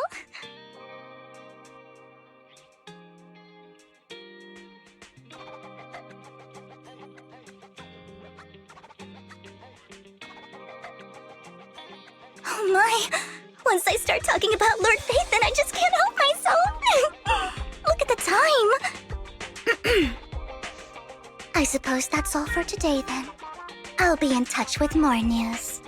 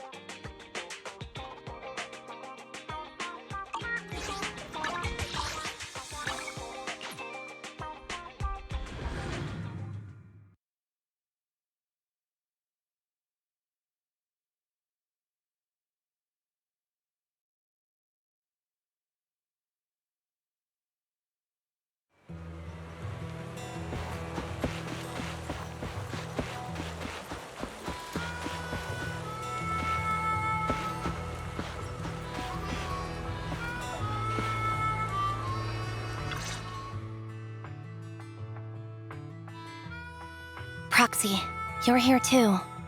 I didn't expect to run into you here. What are you two doing here?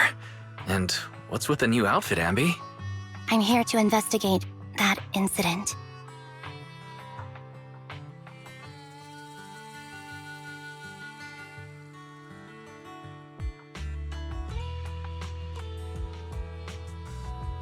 I've recently dug up some clues about the person behind the operation, but my key contact is ultra cautious and keeps demanding me to prove my identity.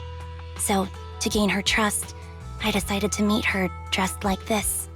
Now that everything is completely finished, this uniform doesn't really represent anything in particular. For me, it's just another outfit now. We all have to move on someday. I'm helping her. I want to make sure whoever's behind all this is caught. Ah, and who's this young lady? This is my friend, Vivian.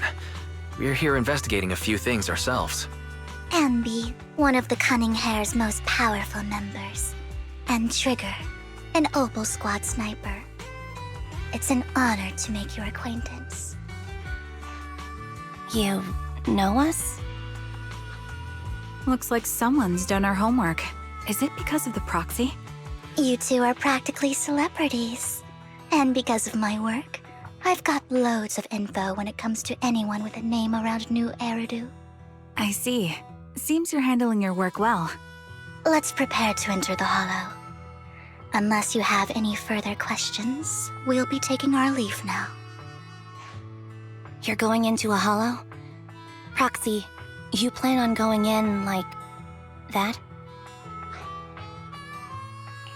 Yeah, that's right. I've recovered quite a bit lately, so I don't need any protective equipment in the hollows.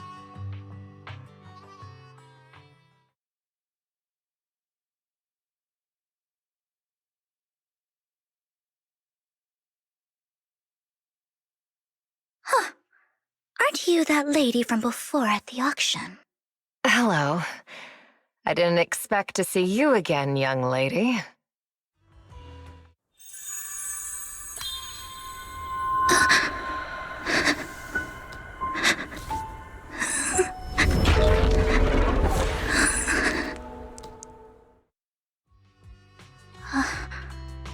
Vivian, are you alright? You look depressed. What's wrong, Vivian? Are you feeling alright? It's nothing. I just drifted off for a moment there. So then, what are you doing here? Don't worry. I'm not here to scam you. I'm waiting to meet someone. Don't tell me. You're my contact for intel? That's me. Ambi from Silver Squad, I presume? Pleasure to meet you. All right. I'm going to exchange some information with Miss Ambi here. So if you'll excuse me.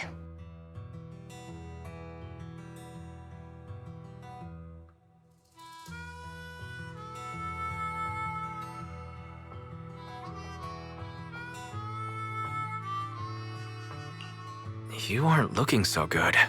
What's the matter? I can tell you later, but not right now. Okay, that's all the information I got for you. In return, I want you to do something for me. Take me into the Hollow. I left something very valuable inside. I have to find it. Seeing as we were just about to go in ourselves, why not join us? It's fine by me. But didn't you say you were investigating something? It's fine. There's no rush. Right, Master Proxy. Huh? Yeah, there really is no rush. Sure, let's all go together. It'll be safer with more people and we'll find your missing item more quickly. Thank you.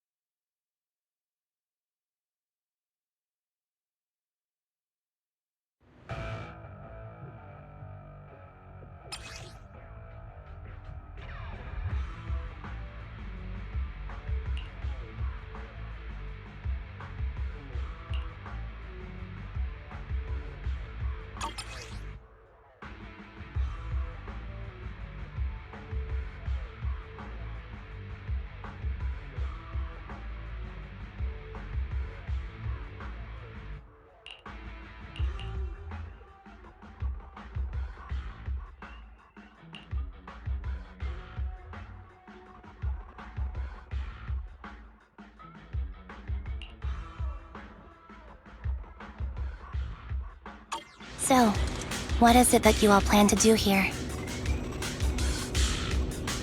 We are here to look for something too. Something extremely important. Nью-Эриdu's future may well depend on it. Stops rolling. No one's really gone.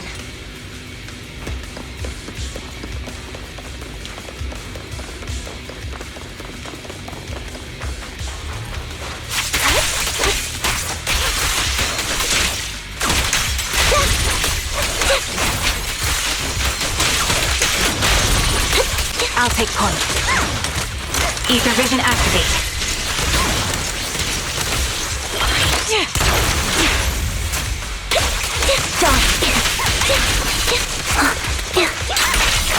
You're in my sight.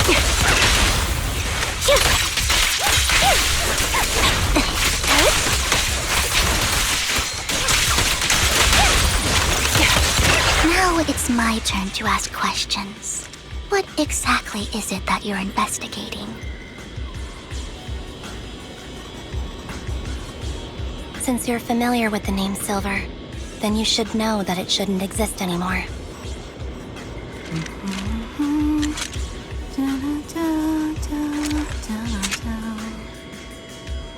What I'm investigating has something to do with it.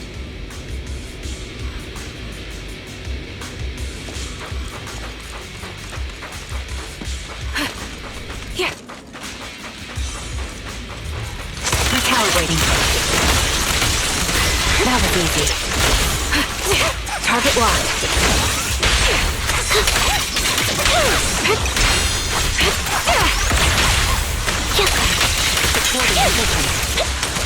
Adjusting for wind.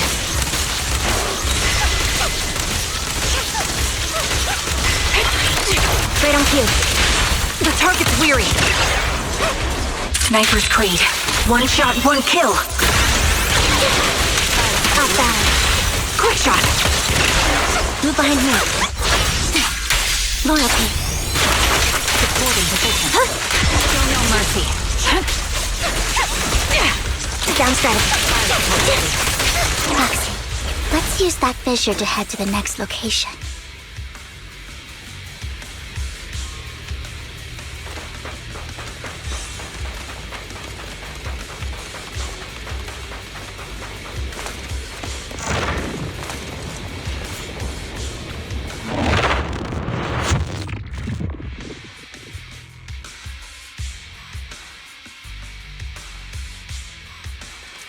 This is the place.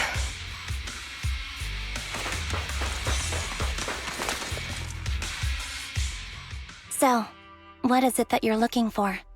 A ring. I was excavating ether here before and accidentally lost it somewhere. Please, could you all help me find it? It has to be somewhere among all this stuff here. Sure, I'll start looking. I'll go with you. I'll stay here with her then. Thanks, but you don't have to worry about me. Go ahead and accompany the others.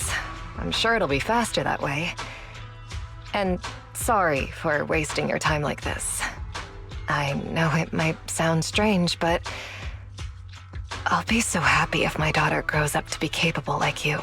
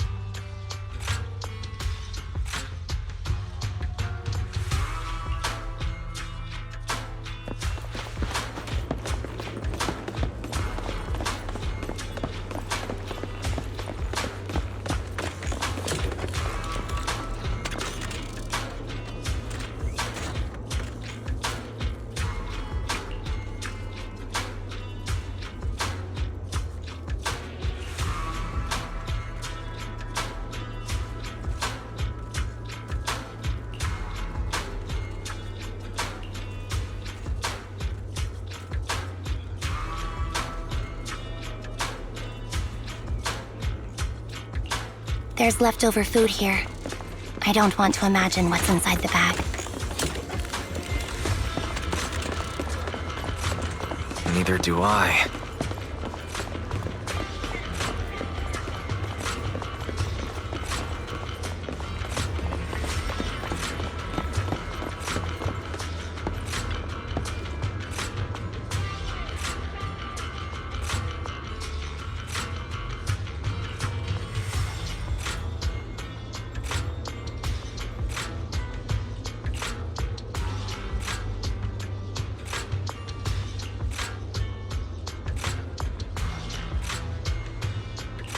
A toy that seems emotionally stable. There shouldn't be a ring hidden in it.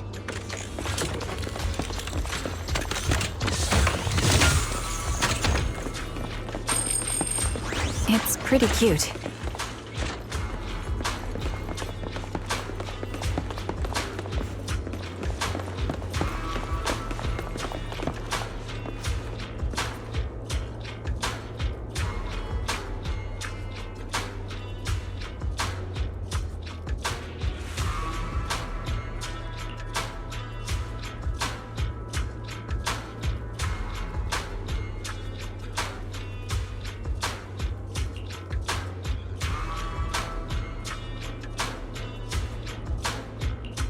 It's a fancy lunchbox? I wonder if its owner is safe and sound.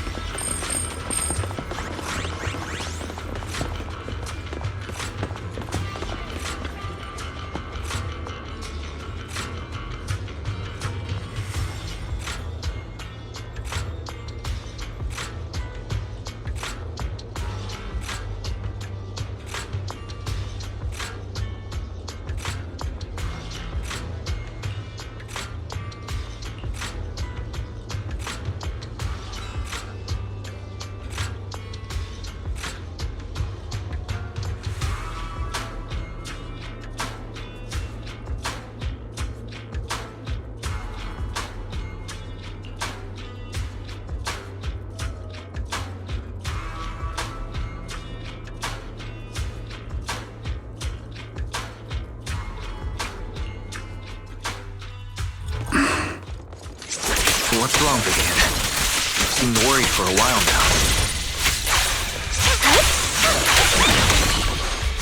I'm worried about Sienna. Her location should still be safe.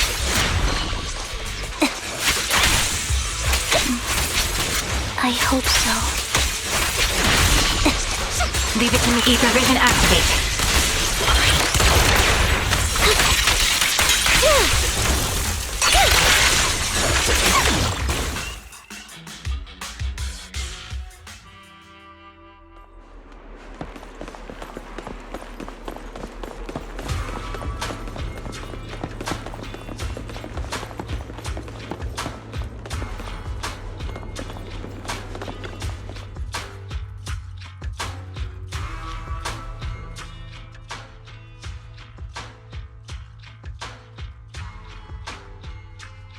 Her vital signs are gone. What happened? I guess this was her final scam. There's one thing I must remind you. Your time is running out. I'm not sure how you can tell, but you're right. I'm going to die in here. That's my plan. I'm very sick and don't have much longer. If I try to get treatment, it'll just be a burden on my daughter. So I scam my way through a bunch of physical exams and managed to take out a hollow corruption policy through Ravenlock Insurance. Once some time has passed, could you please take my corrupted body out of the hollow?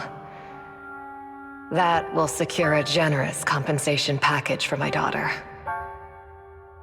It's only what the Ravenlocks owe me.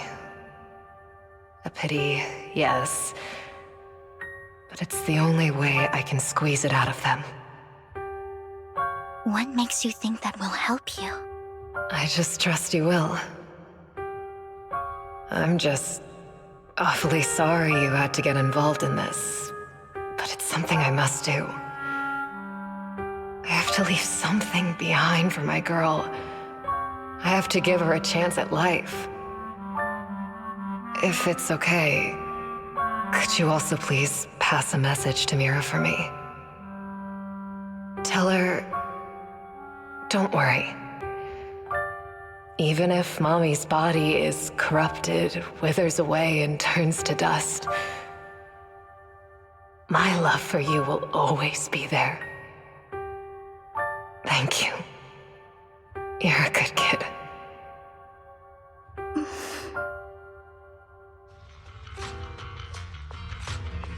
She was betting that we'd help her.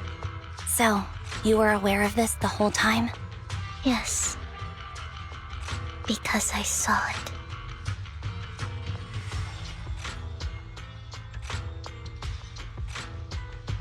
You might not believe me, but I've had this ability to see the future since I was a little girl. But the things I see are always something bad. Plagues, deaths, disasters. That's all I've ever been able to see. It's all that kid's fault! She's seriously jinxed. I always try to avoid her. Otherwise, she'll say something rotten that ends up coming true again. Prophecies, she says. Like she's not the one bringing the bad luck upon us. It wasn't me. I didn't do anything. Sorry. I'm sorry. What good is saying you're sorry? Things like this keep happening every time you open your mouth! How unlucky. She shouldn't be here. Nobody wants her around. If only she would just disappear. I just wanted to warn you all. I'm sorry.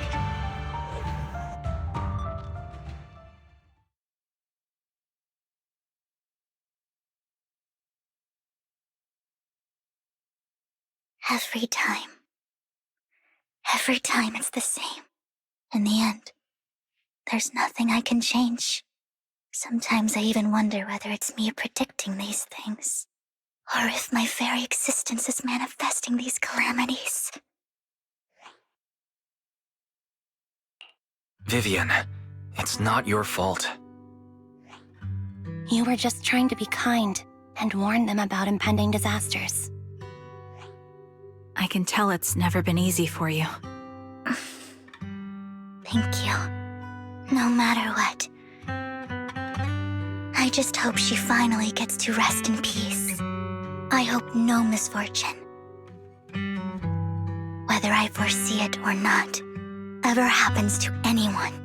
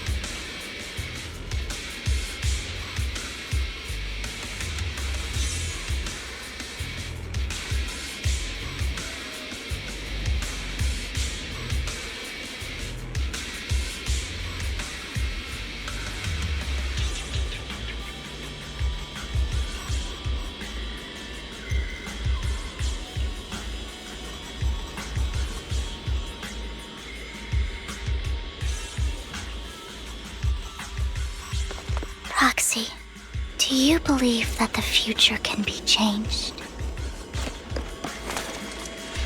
That's quite the sudden question. I think that it can. Is that so?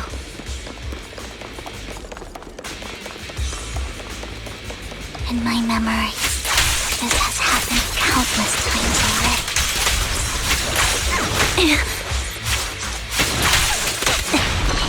I can only see these misfortunes. Adjusting for wind. Why can't I even have a sliver of happiness?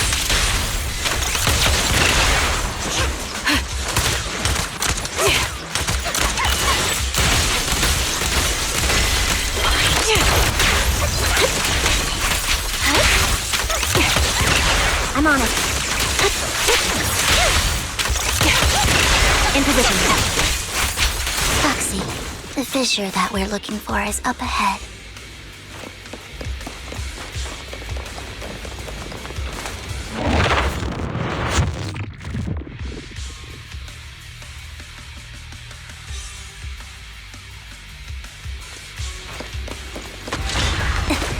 Safe. Right on cue. I'll pierce right through.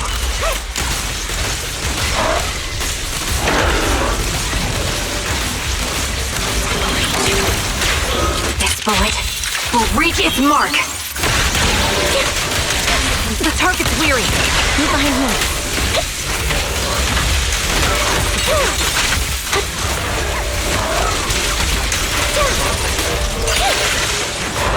The melody of combat. Flip the switch.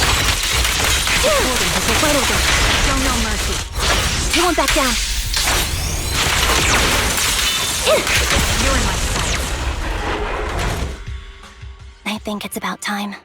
We should take that lady out of the hollow. You guys go on. Thank you. She gave us the intel we needed, so this is the least we could do.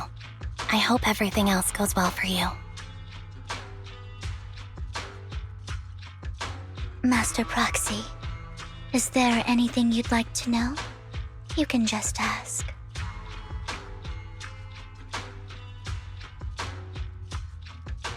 Can you tell me a little more about your visions of misfortune?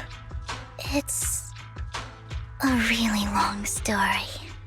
These premonitions I see are not within my control, and they always come to me in a flash, like a flood of images in my mind. Most of the time, I see death, disease, accidents, and disasters. Of course, there are also some non-fatal mutilations. But every time, without exception, they end up happening. And I can never prevent or change them. That's all I have to say about it. If that offends Master Proxy and you don't want to hang out with me anymore, then I can understand.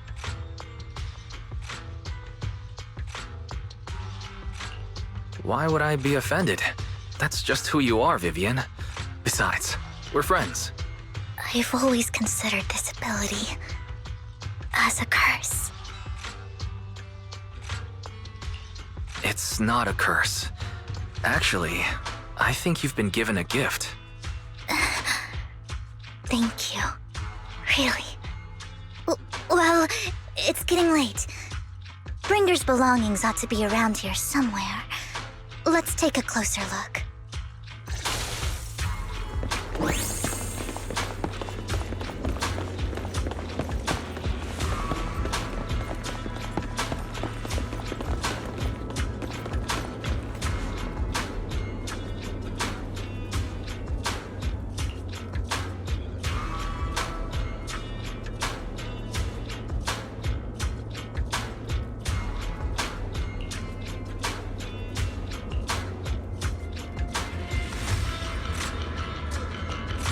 Looks like it isn't in here.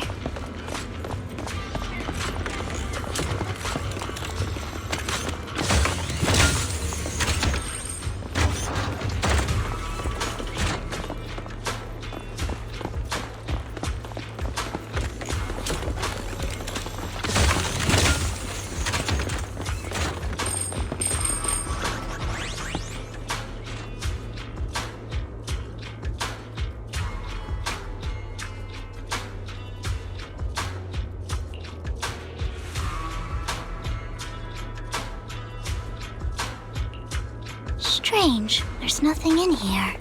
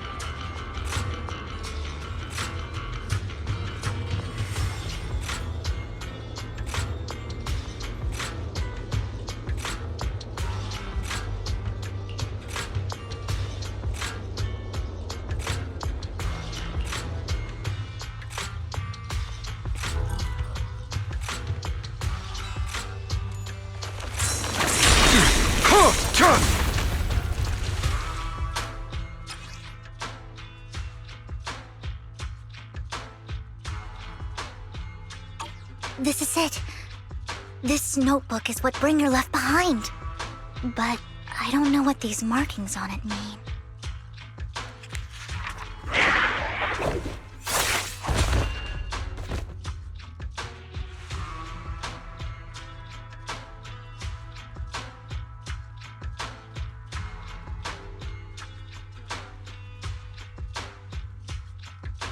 Well, hello, Master Proxy. It's been a while. Oh, don't give me that scandalized look. I did just save your lives. I would have protected the proxy even if you hadn't appeared. I'm sure of it, but I happen to be in the area. Worry not, dear companion. I have complete confidence in your strength. Hang on. Did you say companion? So you two know each other? Apologies. I didn't have a chance to mention it before. I'm actually part of the Phantom Thief Syndicate, Mockingbird. That's right. I was only able to slip in during the auction thanks to some help from Vivian backstage. So the whole time you were only bidding on the collections so you could get backstage and tamper with things? I warned you before. You can't rely on appearances. Don't worry, Master Proxy. We don't have any ulterior motives here. As you've probably heard, Mockingbird is a renowned Phantom Thieves syndicate in Nью-Эриду that, despite its longevity, has managed to maintain the secrecy of its members' identities to this day. So, disclosing our identities to you is essentially the highest sign of good faith that a Mockingbird Phantom Thief can show.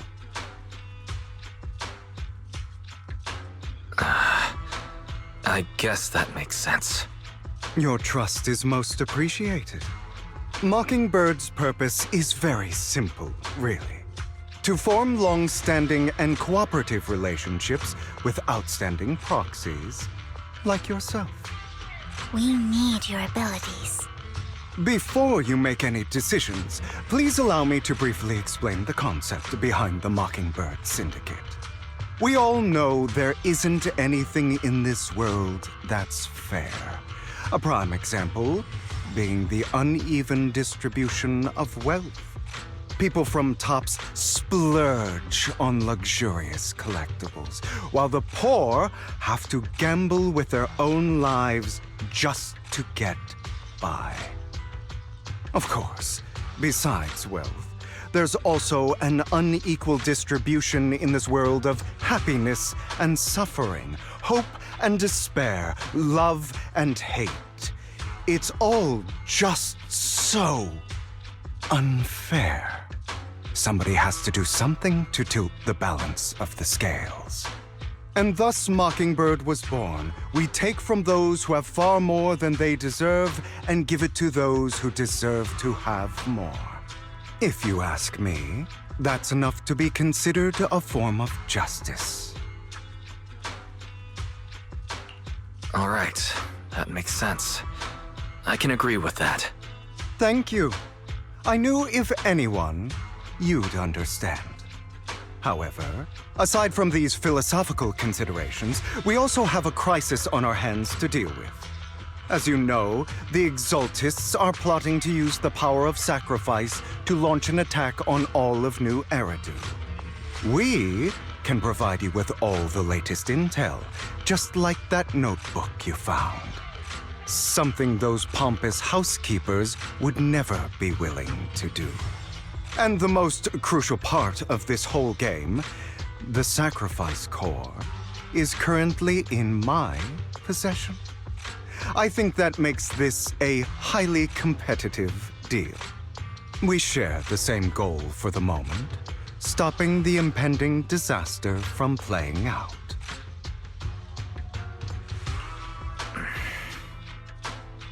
I need some time to think about it. How about this? If you still have misgivings about our upcoming cooperation, then why don't you bring Lycon along with you? He's got the support of the mayor's office behind him, and his presence alone is enough to keep me in check. That would put you more at ease, right? Of course, you're welcome to bring some other friends along, provided they aren't from public security or HSO. Well, if you're willing to let my friends come along, then you've got a deal. Great. It's a deal. By the way, Proxy, this is for you.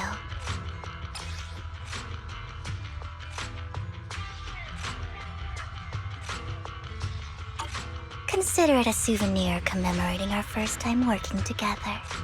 For now, we'll carefully look through the contents of that notebook. I'll contact you if anything comes up.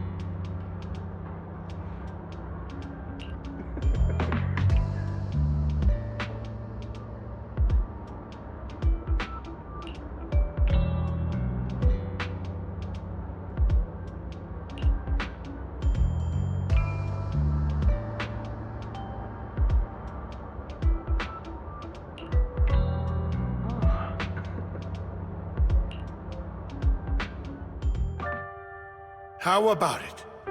Will you work with me? Not bad. Let me be honest with you. I have the sacrifice core that you're after. I am Mockingbird. So it's you. I never thought you'd be so bold as to come see me alone. Relax, my friend. As you know, if I can sneak into such a heavily guarded auction, then naturally, I can just as easily slip away right now.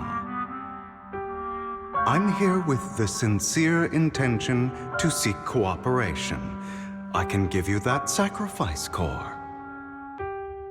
And what do you want in return? Wealth, glory, power. The things everyone else in the world wants, I want them too. And I'm confident that as the current heir to the Ravenlock family, those are all things you can give me. Then you've certainly come to the right place. My family is working on a big project. If things come to fruition, Ravenlock's status in Tops will significantly improve. At which point, I'll be sure to leave a spot for you.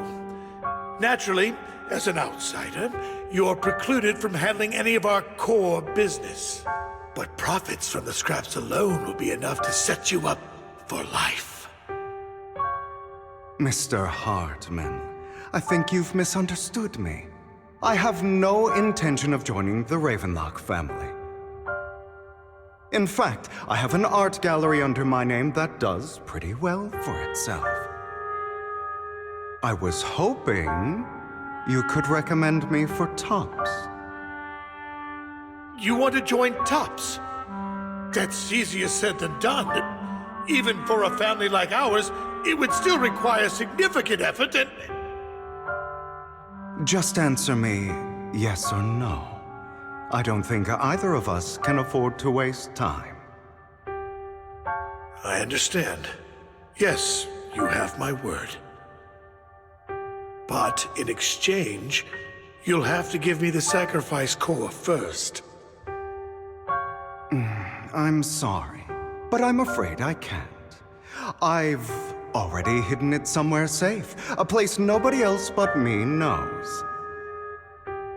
You don't want to put all your chips on the table when dealing with Tops.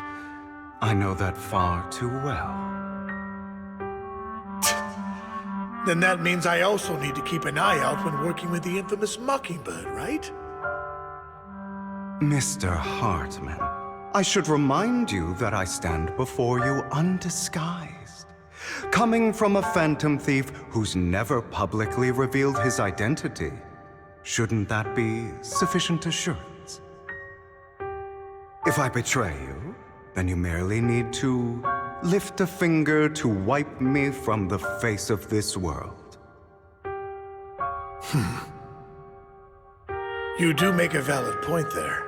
In that case, you have a deal. I appreciate your trust. Why don't we celebrate our new partnership with a toast?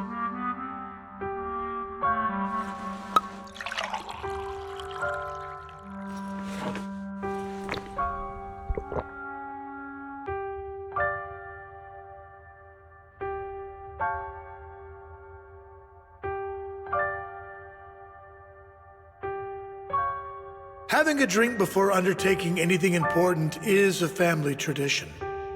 It's good luck. As an outsider, it's a real honor. By the way, you aren't the only member of your organization, are you? Shouldn't all your companions agree to this deal first?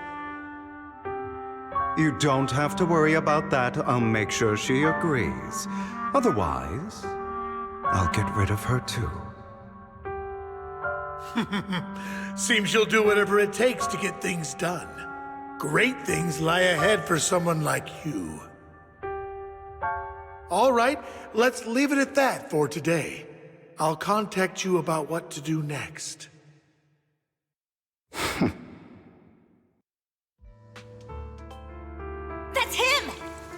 one who killed Serena! She was the only one who was ever any good to him, right? That's how he repays her? That's why they say once a mongrel, always a mongrel. Just look into his eyes. Father! We have to punish him! Serena had been ranking ahead of him. Hugo must have poisoned her water so he could pass her. Pure evil. Typical for an impure bloodline. He should have been kicked out ages ago. Hugo, did you do all this? Yes, it was me. I killed her. He admitted it! Father, he must be expelled! He has no right to live under the same roof as us. Why don't we reunite him with Serena then? Nobody would ever know. Hugo, well done. My children, how many times have I told you before? In this world, only the most ruthless, cruel, and unscrupulous of people ever make it to the top. Like Hugo here, who is willing to murder his only true loved one without a second thought. Only someone with the means and the gumption to do that is qualified to be my heir. But I... It's all over now, and the results are obvious. The winner of this month's assessment is Hugo. As for the rest of you, go to the usual place for the punishment you deserve. But Father, before this, I was #1. As I've told you before, there's only room for one winner in this family. You're still a loser, even if it's by the smallest margin. And there's no reason for a loser to exist. This is all for your own good. Do you understand? Go on now. Receive your punishment for the sake of the family. Yes, I understand. I'm sorry.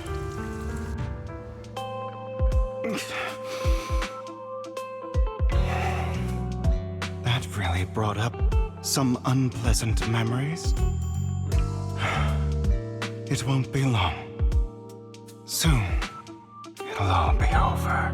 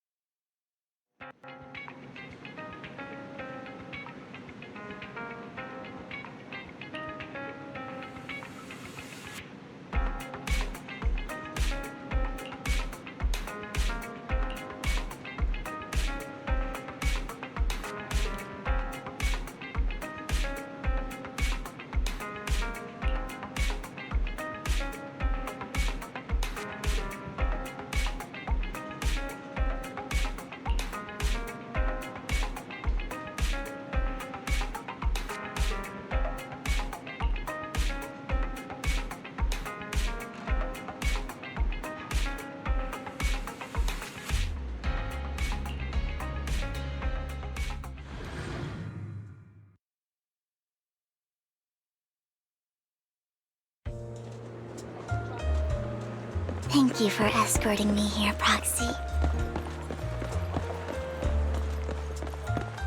Today was "You're a child that only brings misfortune."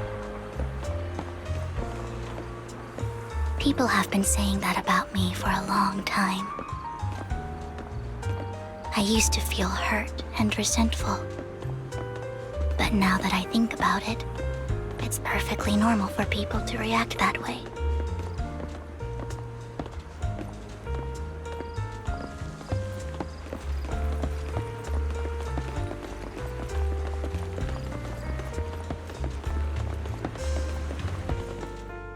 Why do I only predict suffering? If I could predict happy things, joyful things, would people like me a little more?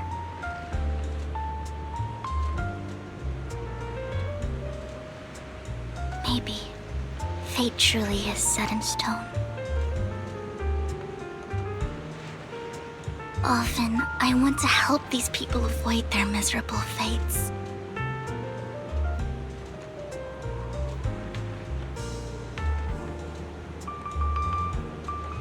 For a time, I even thought that I was successful, that I could change people's destiny.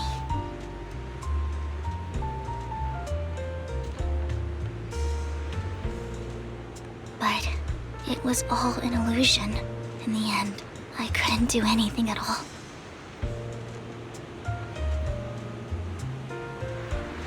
So, I was really happy when you said that my abilities weren't a curse, but a gift.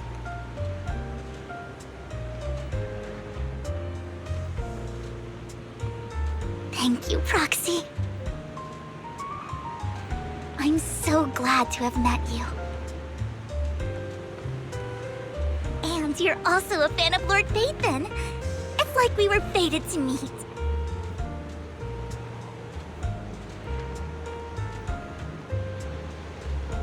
I don't know why, but I feel completely at ease when I'm by your side. I feel like I'm free from judgment, from blame. Like, I don't need to worry about anything, and can just be my own true self. Perhaps people really do possess an aura, and ours just so happen to be extremely compatible.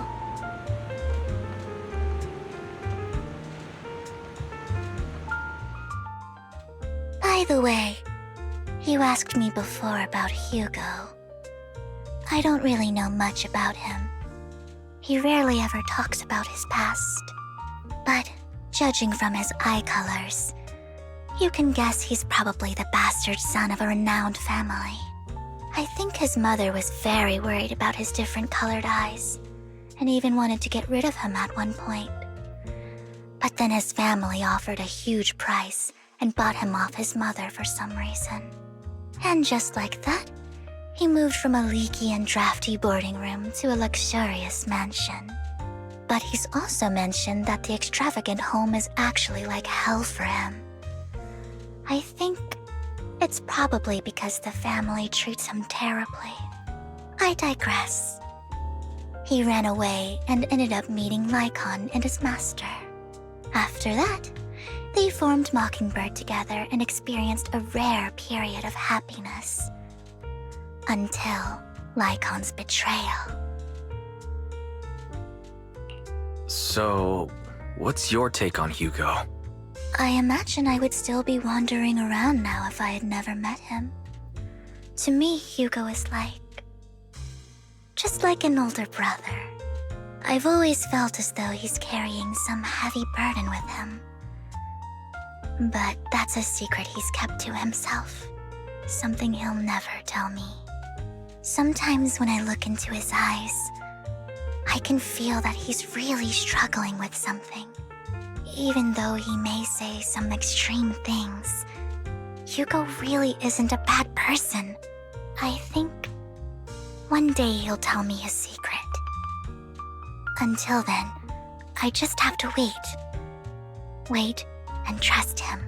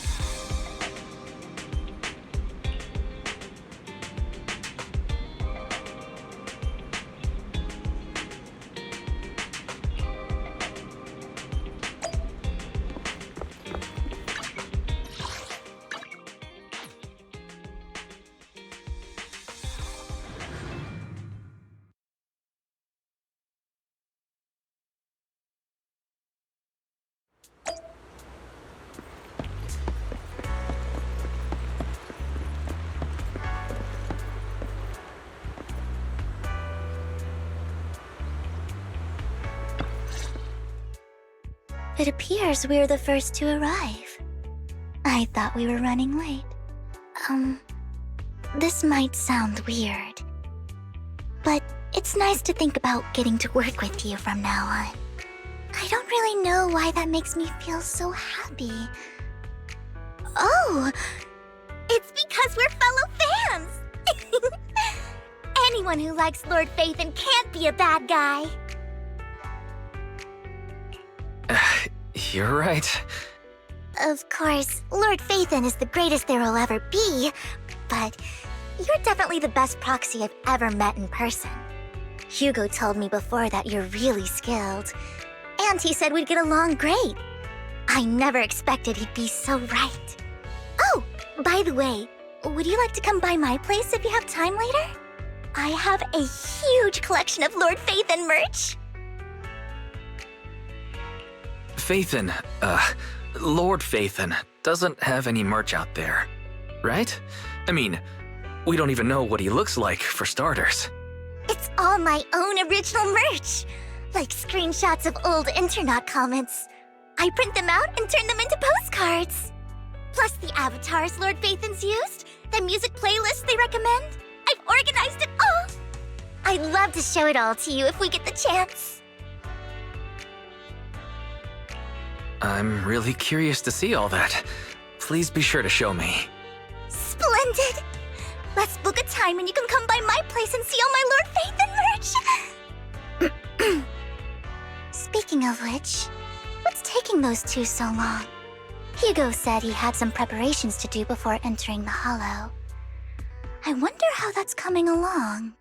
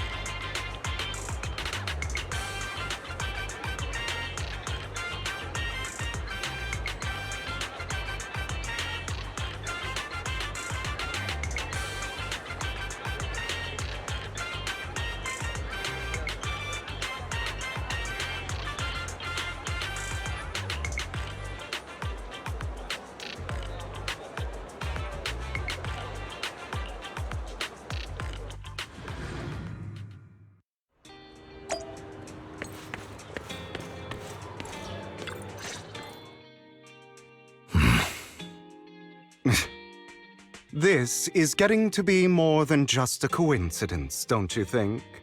Or perhaps you are actually stalking me.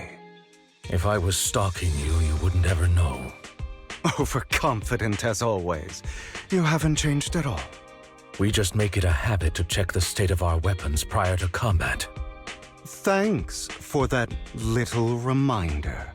I almost forgot. I didn't expect you to let me join. What else could I do? Master Proxy would have insisted on having you join us. I never expected for us to have a chance to enjoy some pleasant conversation like this, without our weapons drawn, that is. It really has been too long. I still remember when we first established Mockingbird. Indeed. That was a long time ago. Thankfully, Jack went in peace. He must have known about his condition for some time. He even left us with instructions.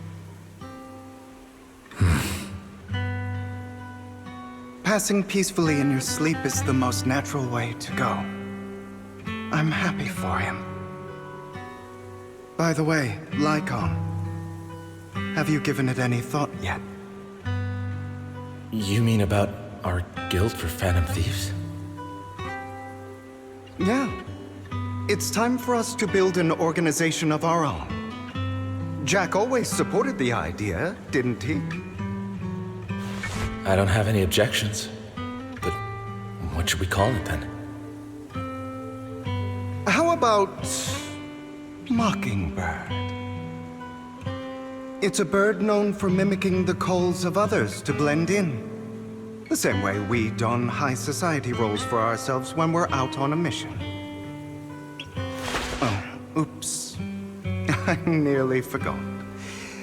You're a terrible actor, and you're always flubbing your lines. I guess we can rule out that name then. No, call it Mockingbird. We're always just putting on an act, aren't we? I won't slip up on our next mission. Besides, we still ran missions together even when we didn't have a name. Having one now won't really make a difference. No. It does make a difference, Lycon. And I don't just want a name. I want Mockingbird to become a symbol, like the sword of Damocles hanging over everyone's heads, striking fear into the hearts of the rich and cruel whenever they hear the name. Just like Jack used to say, this world isn't fair. So that's why we have to influence it however we can, and change things in our own way. But on the basis of not causing harm to other people's lives. That's also what Jack used to say. You remember, don't you? Of course I remember. All right, I promise. That sounded pretty forced. Don't forget, things don't end well for people who break their oaths. I'm good for my word. You must trust your fellow companions. That's also something Jack would say. Well then, today's the day that Mockingbird will officially start flying. Our first order of business, deciding on our symbol.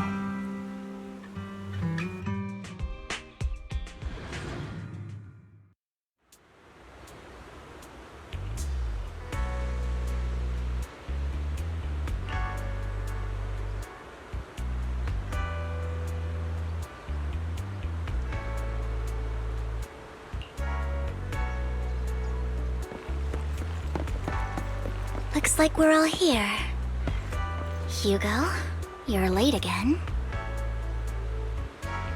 Do forgive me. Someone was pestering me and wasting my precious time.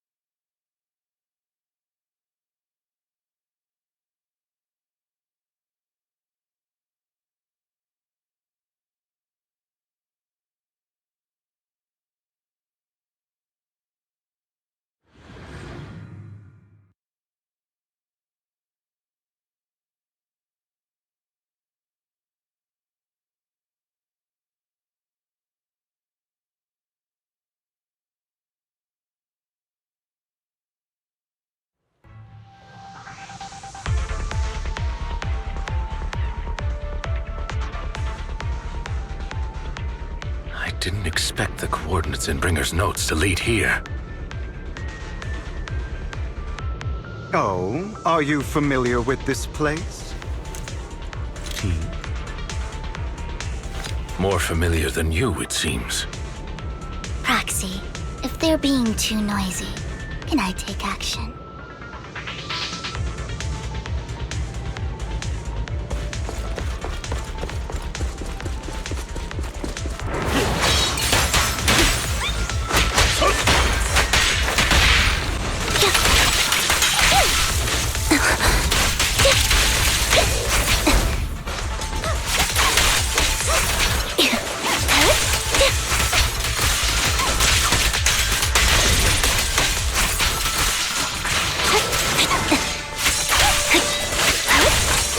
Understood.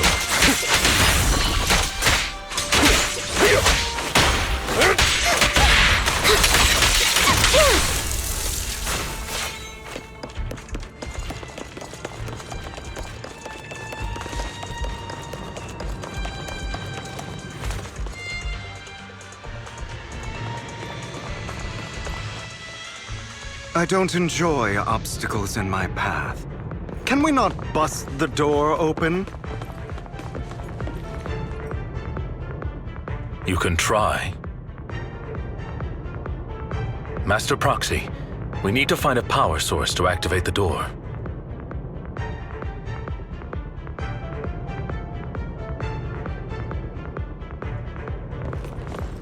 The generator room should be nearby.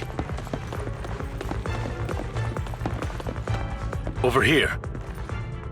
Wow, you really know this place like the back of your paw.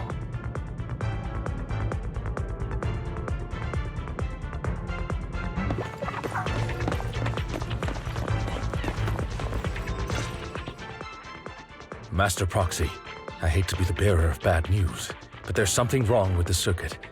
It seems to be blocked. Don't tell me. Victoria Housekeeping's high and mighty attendants can't even fix a simple circuit. I can fix it, but I'll need a circuit diagram before I can do anything. I've seen diagrams for this type of circuit before. It's a pity that we're unable to connect to the outside world from inside the hollow. Just leave that problem to me. Wise, I just sent an image of a circuit diagram to you. Have a look. Thank you very much, Master Proxy. Now then, let's start repairing this circuit.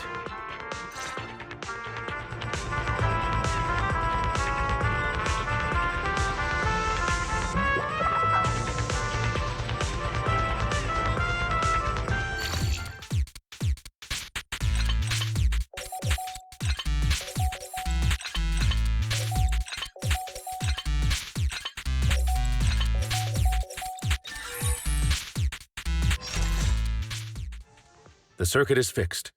We should now be able to open that door. Wait up. Wait a second. Something just doesn't add up. It's all coming together now. Communicating with the outside world from within a hollow. And getting that circuit diagram.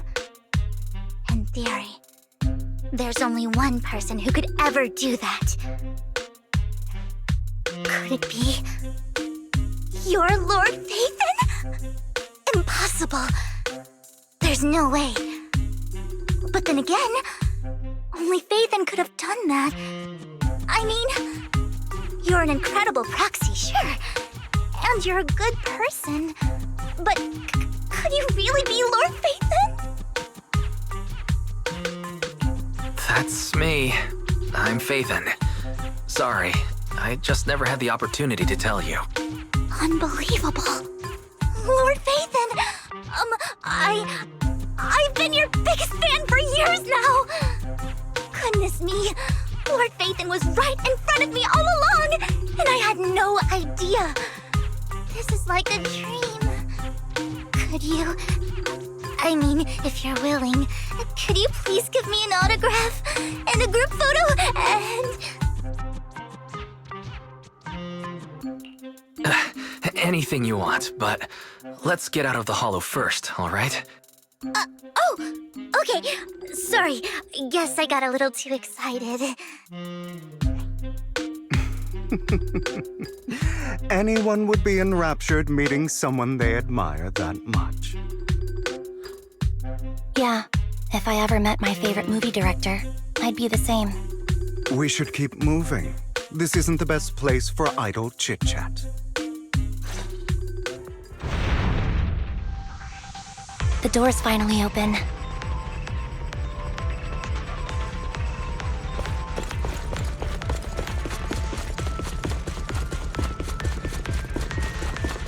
The proxy is Nathan. Nathan is the proxy. If this is a dream, I never want to wake up.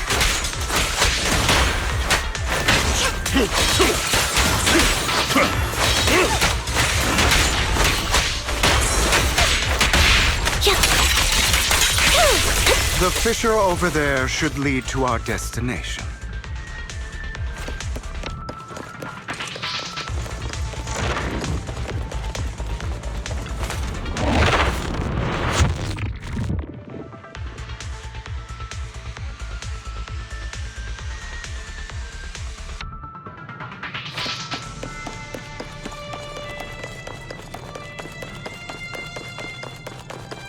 Lycon, your fighting style wasn't so reserved in the past.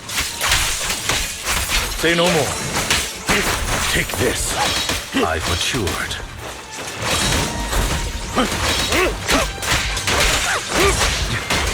You call this mature?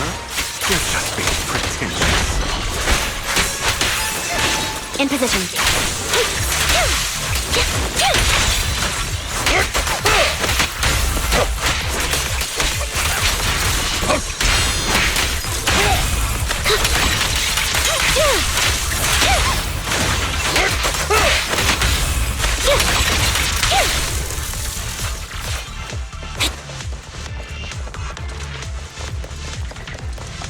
A difficult foe, that one. Let us leave this place at once. Ensuring Master Proxy's safety is our highest priority. Outbound. I won't let anything happen to you, Lord Phaethon. Take this.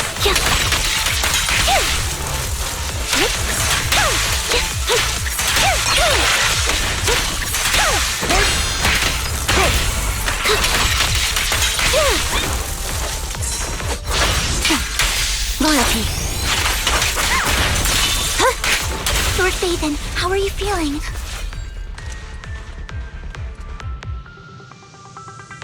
Are you tired? Do you need a break? Some food? Water?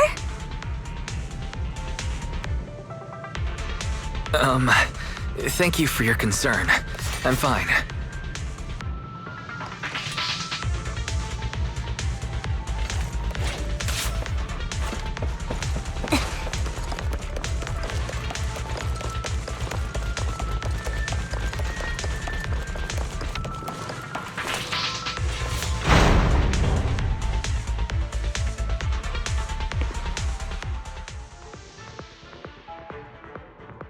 Master, a complex mechanism has been detected ahead. To pass through, you need to activate all 3 smaller mechanisms. Suggestion: split up and handle them simultaneously to save time. So, we have to head to 3 different places to crack this thing. Huh? We're splitting into 3 groups? In that case, I'll protect you, Master Proxy! I can take care of one myself. That leaves the last one to me, then. You should go with Hugo. What's that supposed to mean? We get along just fine, don't we, Miss Cunninghair? I don't know what's going on with you two, but you've been bickering the whole time. It's annoying. This is a good chance for you guys to build some rapport. Anby's got a point. Hugo, just go with Lycon. You just want to be alone with your Lord Phaethon, don't you, Vivian? That's not it! All right, sounds like a plan. It's all decided then. If Master Proxy says so, then sure. But, Lycon, you better not slow me down. I really want to recommend you two some movies for a crash course on teamwork.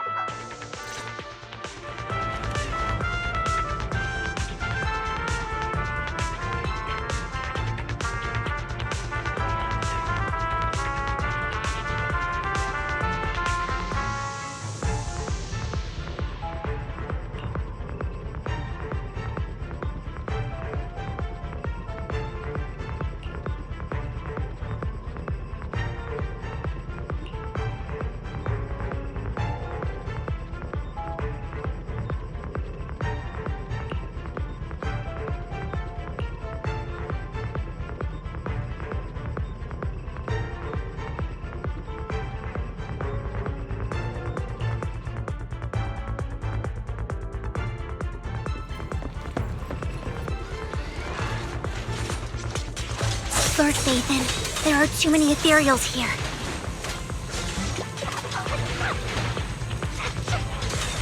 We have to find a way to close that door and stop the ethereals from flooding in.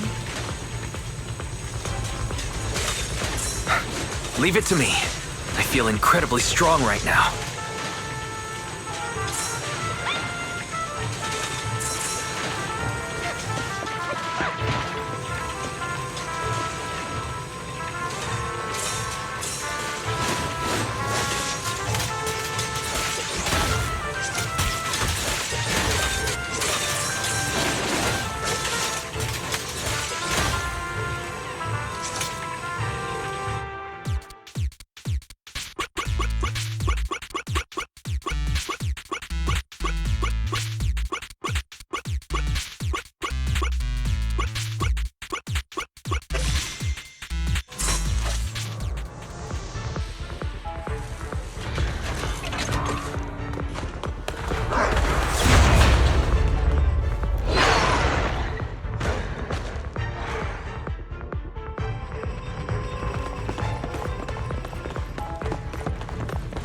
Lord Phaethon, seems like we both need to press down on these mechanisms at the same time.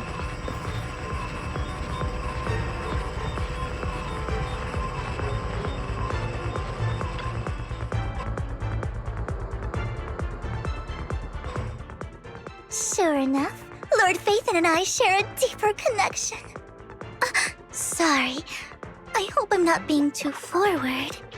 Goodness me. Somehow I'm fighting alongside Lord Phaethon. It's like all my dreams are coming true.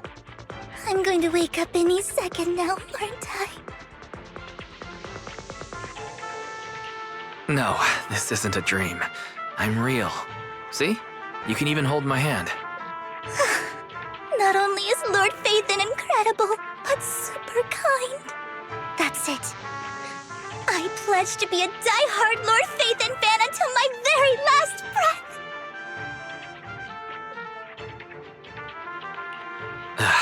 I'm happy to hear that. Don't get me wrong, but why do you like Phaethon so much, Vivian? Lord Phaethon is my light. The one who saved me in my darkest and most desperate times. Like a deity who rescued me. You probably don't remember, but you really did save me that day. Wow, it's so embarrassing to say all this in front of you. Sorry, I hope I'm not bothering you too much. No, you're not a bother at all. Thank you for your loyal support. I should be the one thanking you. Just being able to see Lord Phaethon makes me the luckiest person in the whole world. Sorry to keep babbling like this. I wonder how the others are doing. I'm sure Anby will be able to manage. She's great at this kind of stuff. But as for Hugo and Lycon, let's just hope they don't get into a fight with each other. There are too many ethereals here. Though, it's not a huge problem.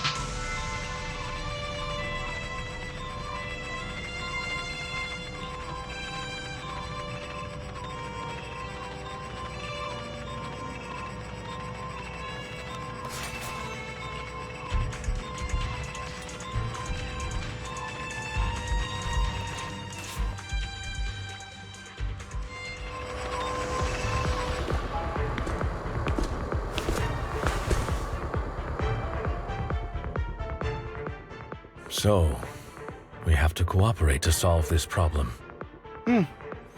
That's a real shame.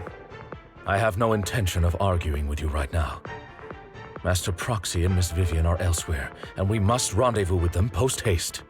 What a coincidence. That's exactly what I was thinking. Just this once, we should trust each other. For the Proxy. I have no objections. Very well. Then you'd better keep your word.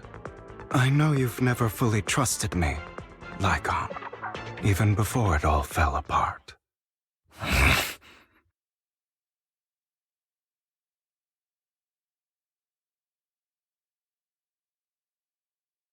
You wanted to speak to me alone? I know you and Hugo are as thick as thieves and don't hide anything from one another. But you can't tell him what I'm about to tell you. Did something happen with him? Hugo is an intelligent and gifted child. He learns everything I teach with ease. In time, he'll grow beyond me. Reach a place where people will marvel and look up to him as a beacon. Yeah.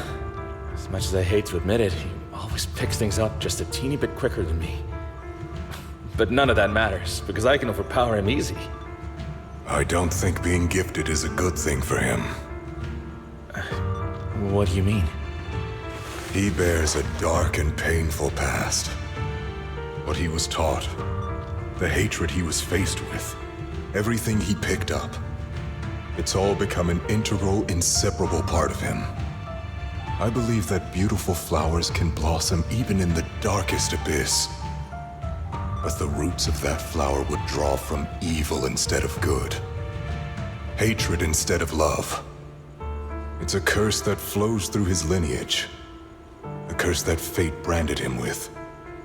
I've seen far too many people like that throughout this long life of mine. They struggle with this curse their whole lives. But they all end up failing in the end. The path of light is narrow and fleeting.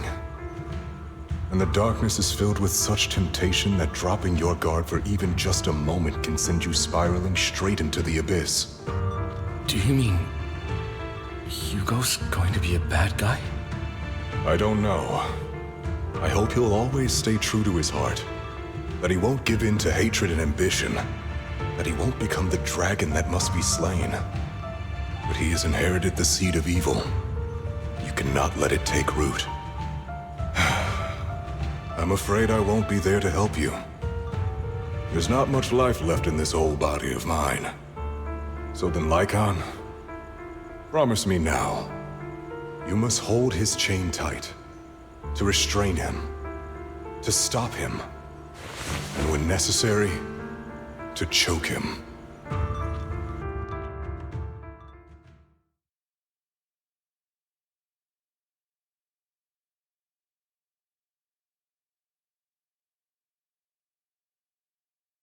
You've become slow.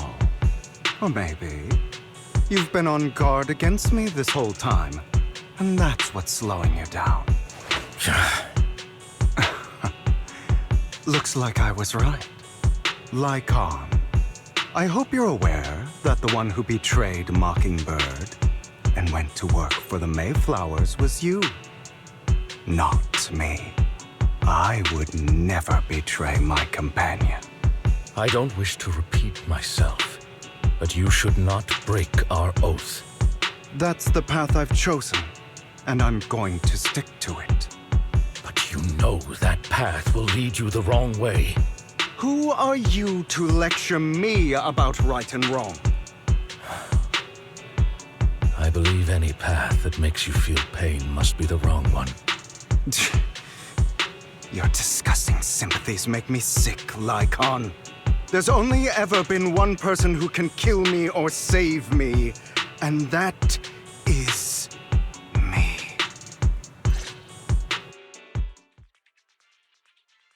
Great, it worked!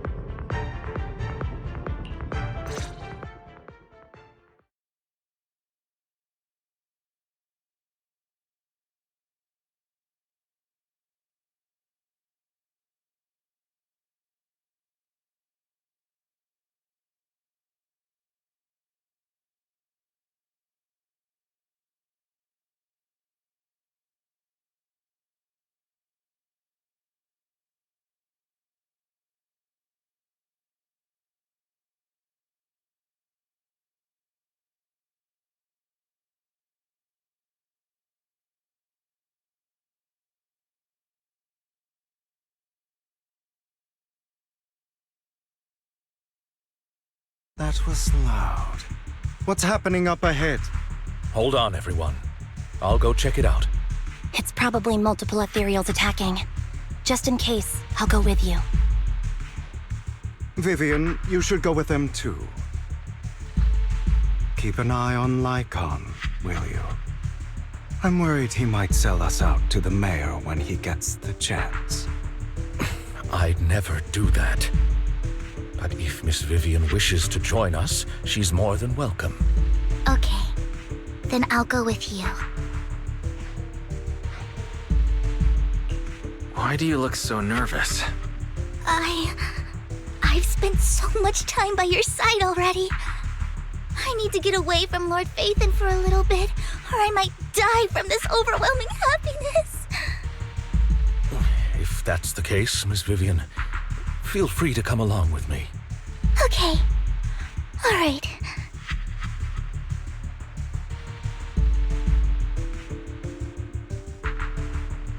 So, how does it feel to be worshipped, Lord Phaethon?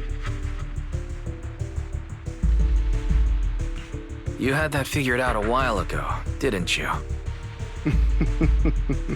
Sharp as always. But of course, I couldn't spoil it for her. She has to figure it out on her own. That's what makes it special. Not only that, you asked Lycon and Vivian to leave for some reason. Is there something you'd like to say to me? I can't keep anything from you, can I? I've always treated Vivian like my own little sister.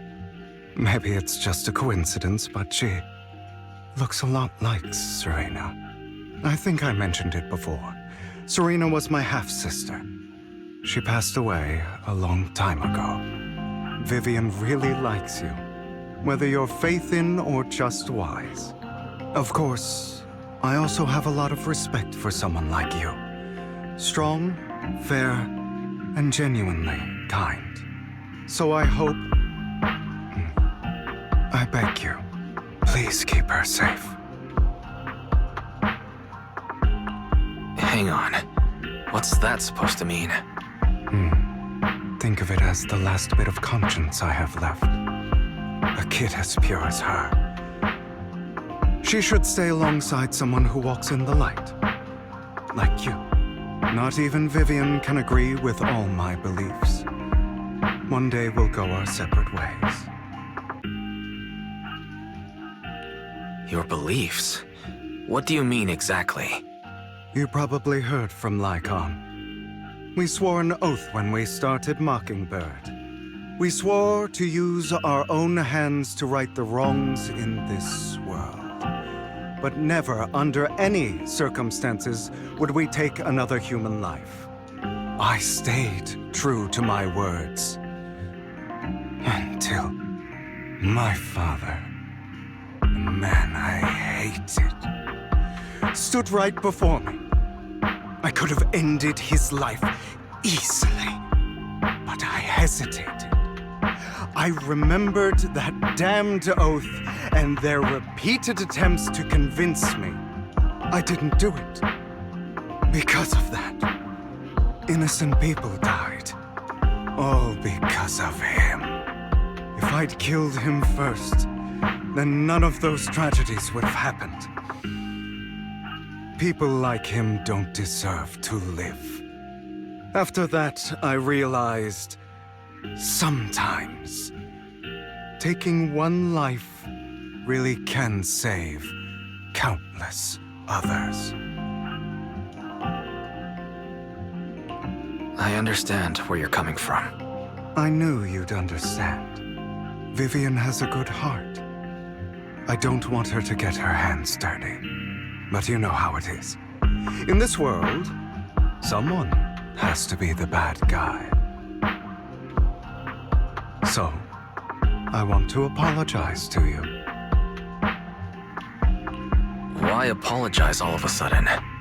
You're incredibly strong, kind, capable, and really, really lucky. The world needs more people like you.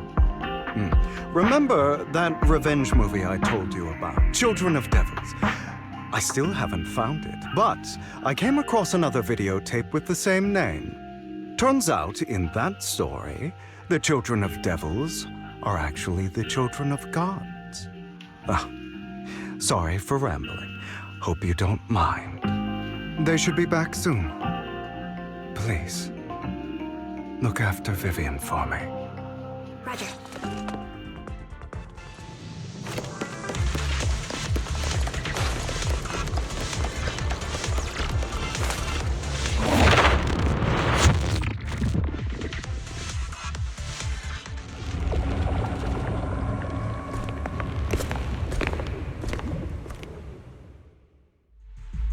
What is this?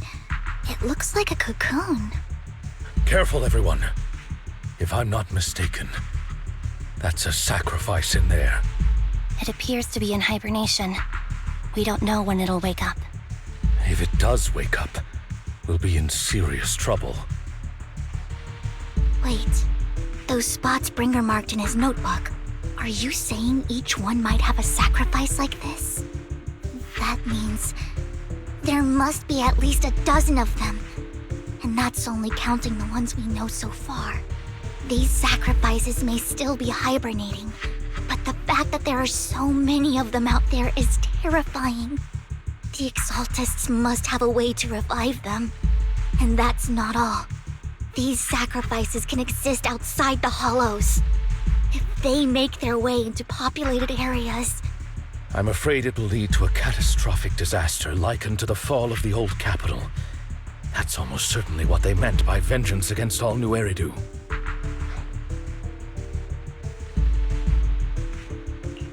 Let's find a way to get rid of these sacrifices. We can't let the Exaltists have them. Thank you for helping me find this sacrifice. But sorry, kids. You won't be the ones to keep it. it's that annoying old man. Why is he here? I'd advise you to choose your words wisely, young lady. You're from the Ravenlock family. So it was you. That face. Oh, I know you. I heard about what happened to your friend. Truly unfortunate. If only she'd been smarter. It seems your goal was this sacrifice all along. You've been tailing us, haven't you? Keeping your distance so that I wouldn't notice. As expected of a Wolf-Thyran, you are very perceptive. That's right. All thanks to your ex-partner, we were able to carry out our plan smoothly. My ex-partner? I'm not exactly happy being called that, but what he said is true. Wait, Hugo, what do you mean? I made a deal with Mr. Hartman in advance. So, would you kindly step aside and let us have this sacrifice?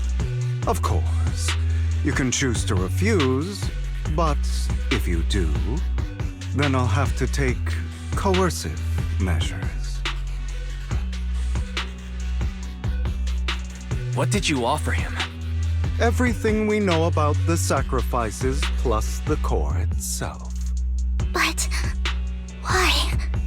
It's simple. I want to climb higher. Mr. Hartman offered me a chance to join Tops. Who could say no to that?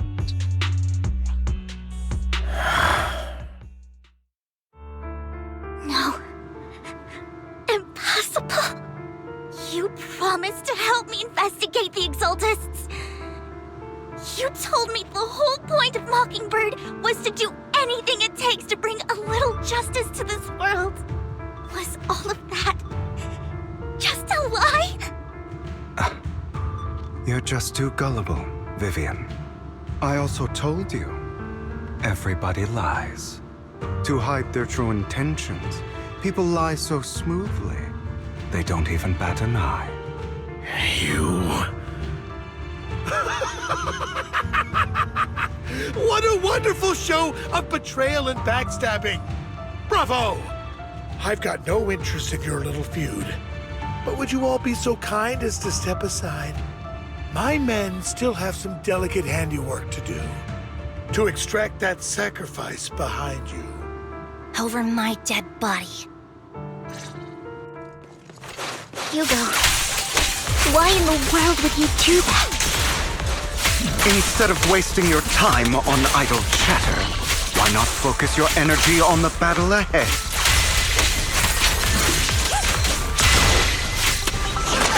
Your plans will never succeed. It's useless. Don't you get it? You're not just going against the people in front of you. You're not going against me. But rather, the entire Ravenlock family, even the whole of Tops.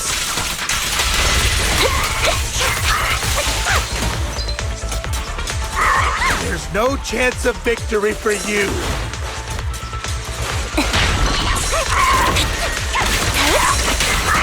Lyra!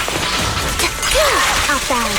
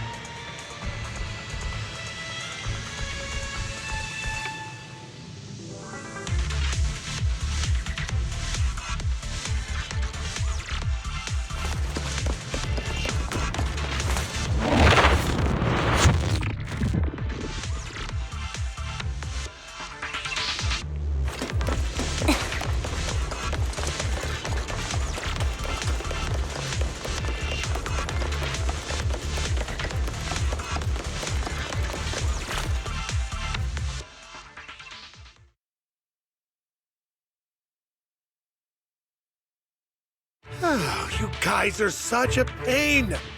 Hugo, stop standing around. Time for you to act. We had a deal. Give me the sacrifice core now. Did we? I don't remember. I imagine this is your favorite kind of entertainment.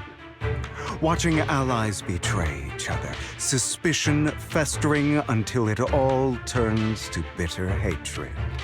Seeing people tear each other apart like wild beasts, just like your decaying family. Does it comfort that dead conscience of yours? You. What's that supposed to mean? I am loving the look on your face right now. Right when you think you've succeeded, I'm here to tell you it was all fake. None of it was real. Let this pain sink in. It's karma for what you did to me back then. You're insane. I have no idea what you're talking about. You still don't recognize me, do you? Let me give you a little hint. My full name is Hugo Vlad Ravenlock. That's impossible. You're part of our family? I may be an illegitimate child, but I have the same blood flowing in my veins as you. I know you. You're that bastard of his. Damn it. I could have sworn you were already. My dear uncle, you were never worthy of your position. You have no claim to the Ravenlock lineage. You may have killed all of my father's other children, but sorry to disappoint, I'm still alive. I am the true heir to the Ravenlock family. You're a bastard. You have no right to inherit the family. That's not for you to decide. Master Edmund is very supportive of my claim. Edmund? That's impossible. You weaseled your way into Top's inner circle? Master Edmund doesn't care who achieves his goal. In other words, he'd happily let me take over the Ravenlock family, as long as I'm more competent than you. This can't be! You don't know the family's real secret! I know a lot more than you think, including everything that you've done. Just give up. You never even stood a chance. Damn it. This was all fake, right? You were just putting on an act to fool this old man, right? I actually fell for it. Don't do that again. At least give us a heads up next time. Vivian, everything I did was to rightfully inherit the Ravenlock family. That part is true. Now, I'm going to kill this man who stole what was never his. I'll make sure he can never be a threat again. You can't kill him. We still need information from him on the sacrifices and the exaltists. You must be misunderstanding something, Lycon. Just like you chose the mayor, I chose Tops. At least for now, Tops has the same interests as me. I'm not going to harm my own self-interests. Be it intel on the sacrifices or the core itself. I'm handing everything over to Master Edmund. Why? I just want to take back what's mine. If fate is not willing to give me justice, then I'll just have to seize it with my own hands. Stealing, robbing, lying, or betraying. I'll do whatever it takes. Even if it means selling your soul to the devil? You know about the power struggle between Tops and City Hall. Those elites at Tops would be only too happy to see the Exaltists plotting a grand attack on Nью-Эриdu using sacrifices. That would severely harm the Mayflower's reputation and approval rating in Nью-Эриду. And that's exactly what Topps wants to see. If that happens, countless people will die! I'm sorry it has to be this way, but I have to do this. I'm going to get everything Master Edmund wants. Inherit the Ravenlock name, climb to the top. And then I'll be able to change everything for good. For a permanent and absolute victory. We must endure the pain of cutting away rotten flesh. And persevere through the darkest hour before dawn. Someone has to do it.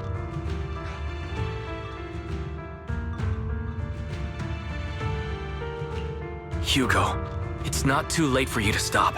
You can still walk away from this. This is the path I've chosen. Without power, resources, or strength, we can't do anything. Mockingbird is the perfect example. All the talk about using our power to tip the scales of justice and hover over them like the sword of Damocles. It's just a delusion. In their eyes, we're nothing but annoying gnats. Mockingbird has never really changed anything or saved anyone. Never in the past, not now, and never will in the future. None of it matters.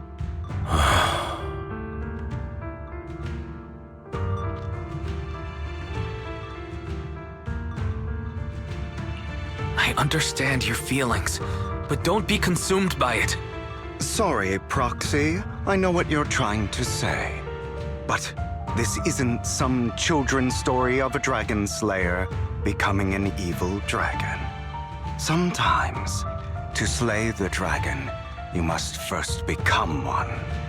With sharp claws, rending fangs, and strength enough to destroy anything.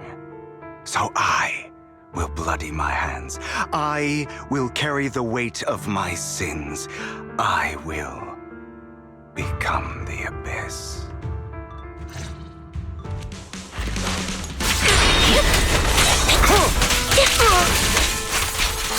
It's about time you kneel.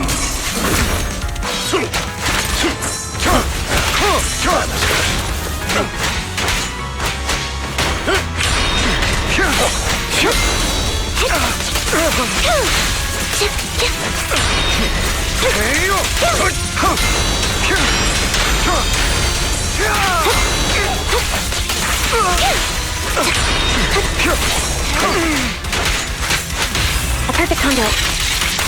Everything you just said. Is that what you truly believe? Focus. Of course. Are you surprised? I have never once thought that Mockingbird was a failure. Our actions, no matter how childish or flawed, must have made their mark on the world.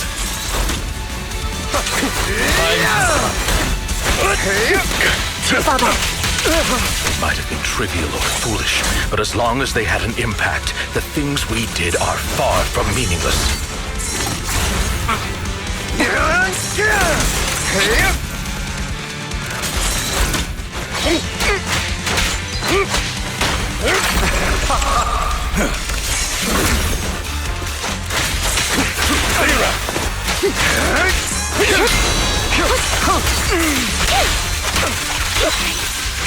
I don't want it to end like this.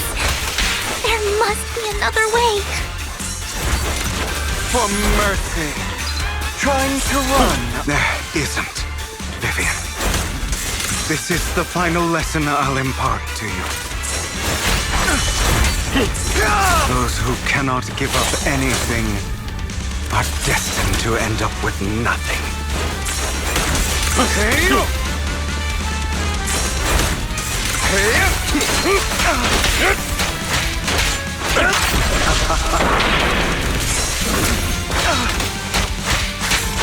Flip the switch.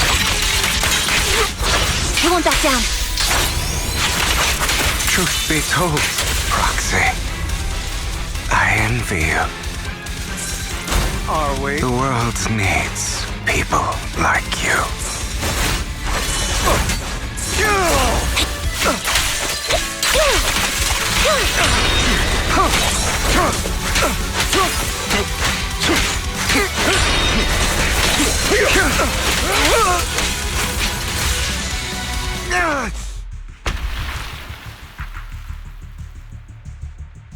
All right, you got me. But too bad. I have my own methods.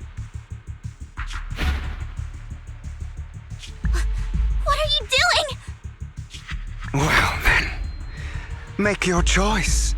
The sacrifice core, or your precious faith-in. I know you took it. Don't forget, I'm the one who taught you that. Okay, the core is yours. Just leave Lord Faithin alone. What a shame. Did you really think I'd keep my promise? That's right. This is the real me. What's the matter? Thinking of killing me? Didn't you say all life is precious? Drop your foolish facade. I knew it. You... He has inherited the seed of evil. Do not let it take root. When the time comes, you must be the one.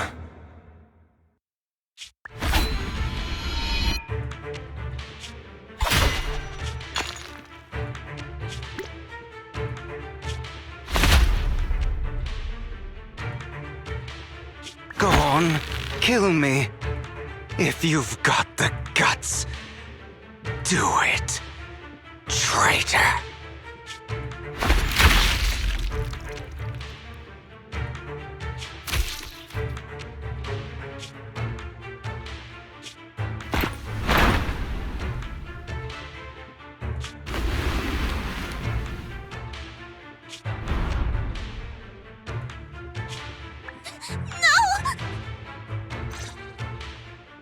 Master Proxy, are you okay? Are you hurt? Don't worry. I'm fine. I just didn't expect things to turn out like this. Lord Faithin, I'm sorry. I had no idea Hugo would do that to you. I'm so sorry. Judging from how we've interacted before, Hugo didn't seem like the reckless type. I feel like there's more to this than meets the eye.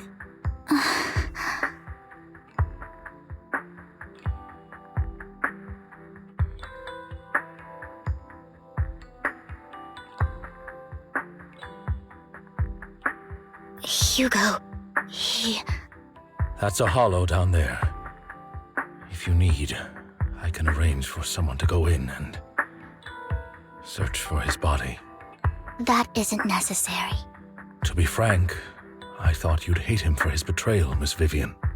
I do hate that he's keeping things from me, but all these years, Hugo's been like family to me. I believe he's still with us. I feel the same. It's possible he's still alive. I'm terribly sorry, but I must tell you, it is impossible for Hugo to be alive. My hand went through his heart. Sorry to interrupt, everyone. But just so you know, Hartman's gone. Probably slipped away during all the chaos. I'm sorry, I was so focused on Master Proxy's safety. I wasn't paying attention to him. Same, but it doesn't matter. We all know what he did. And he will pay for what he did today. Yes. I'll be reporting all of this to the mayor. He's not getting away with this. Well then, now that it's all over, let's head back.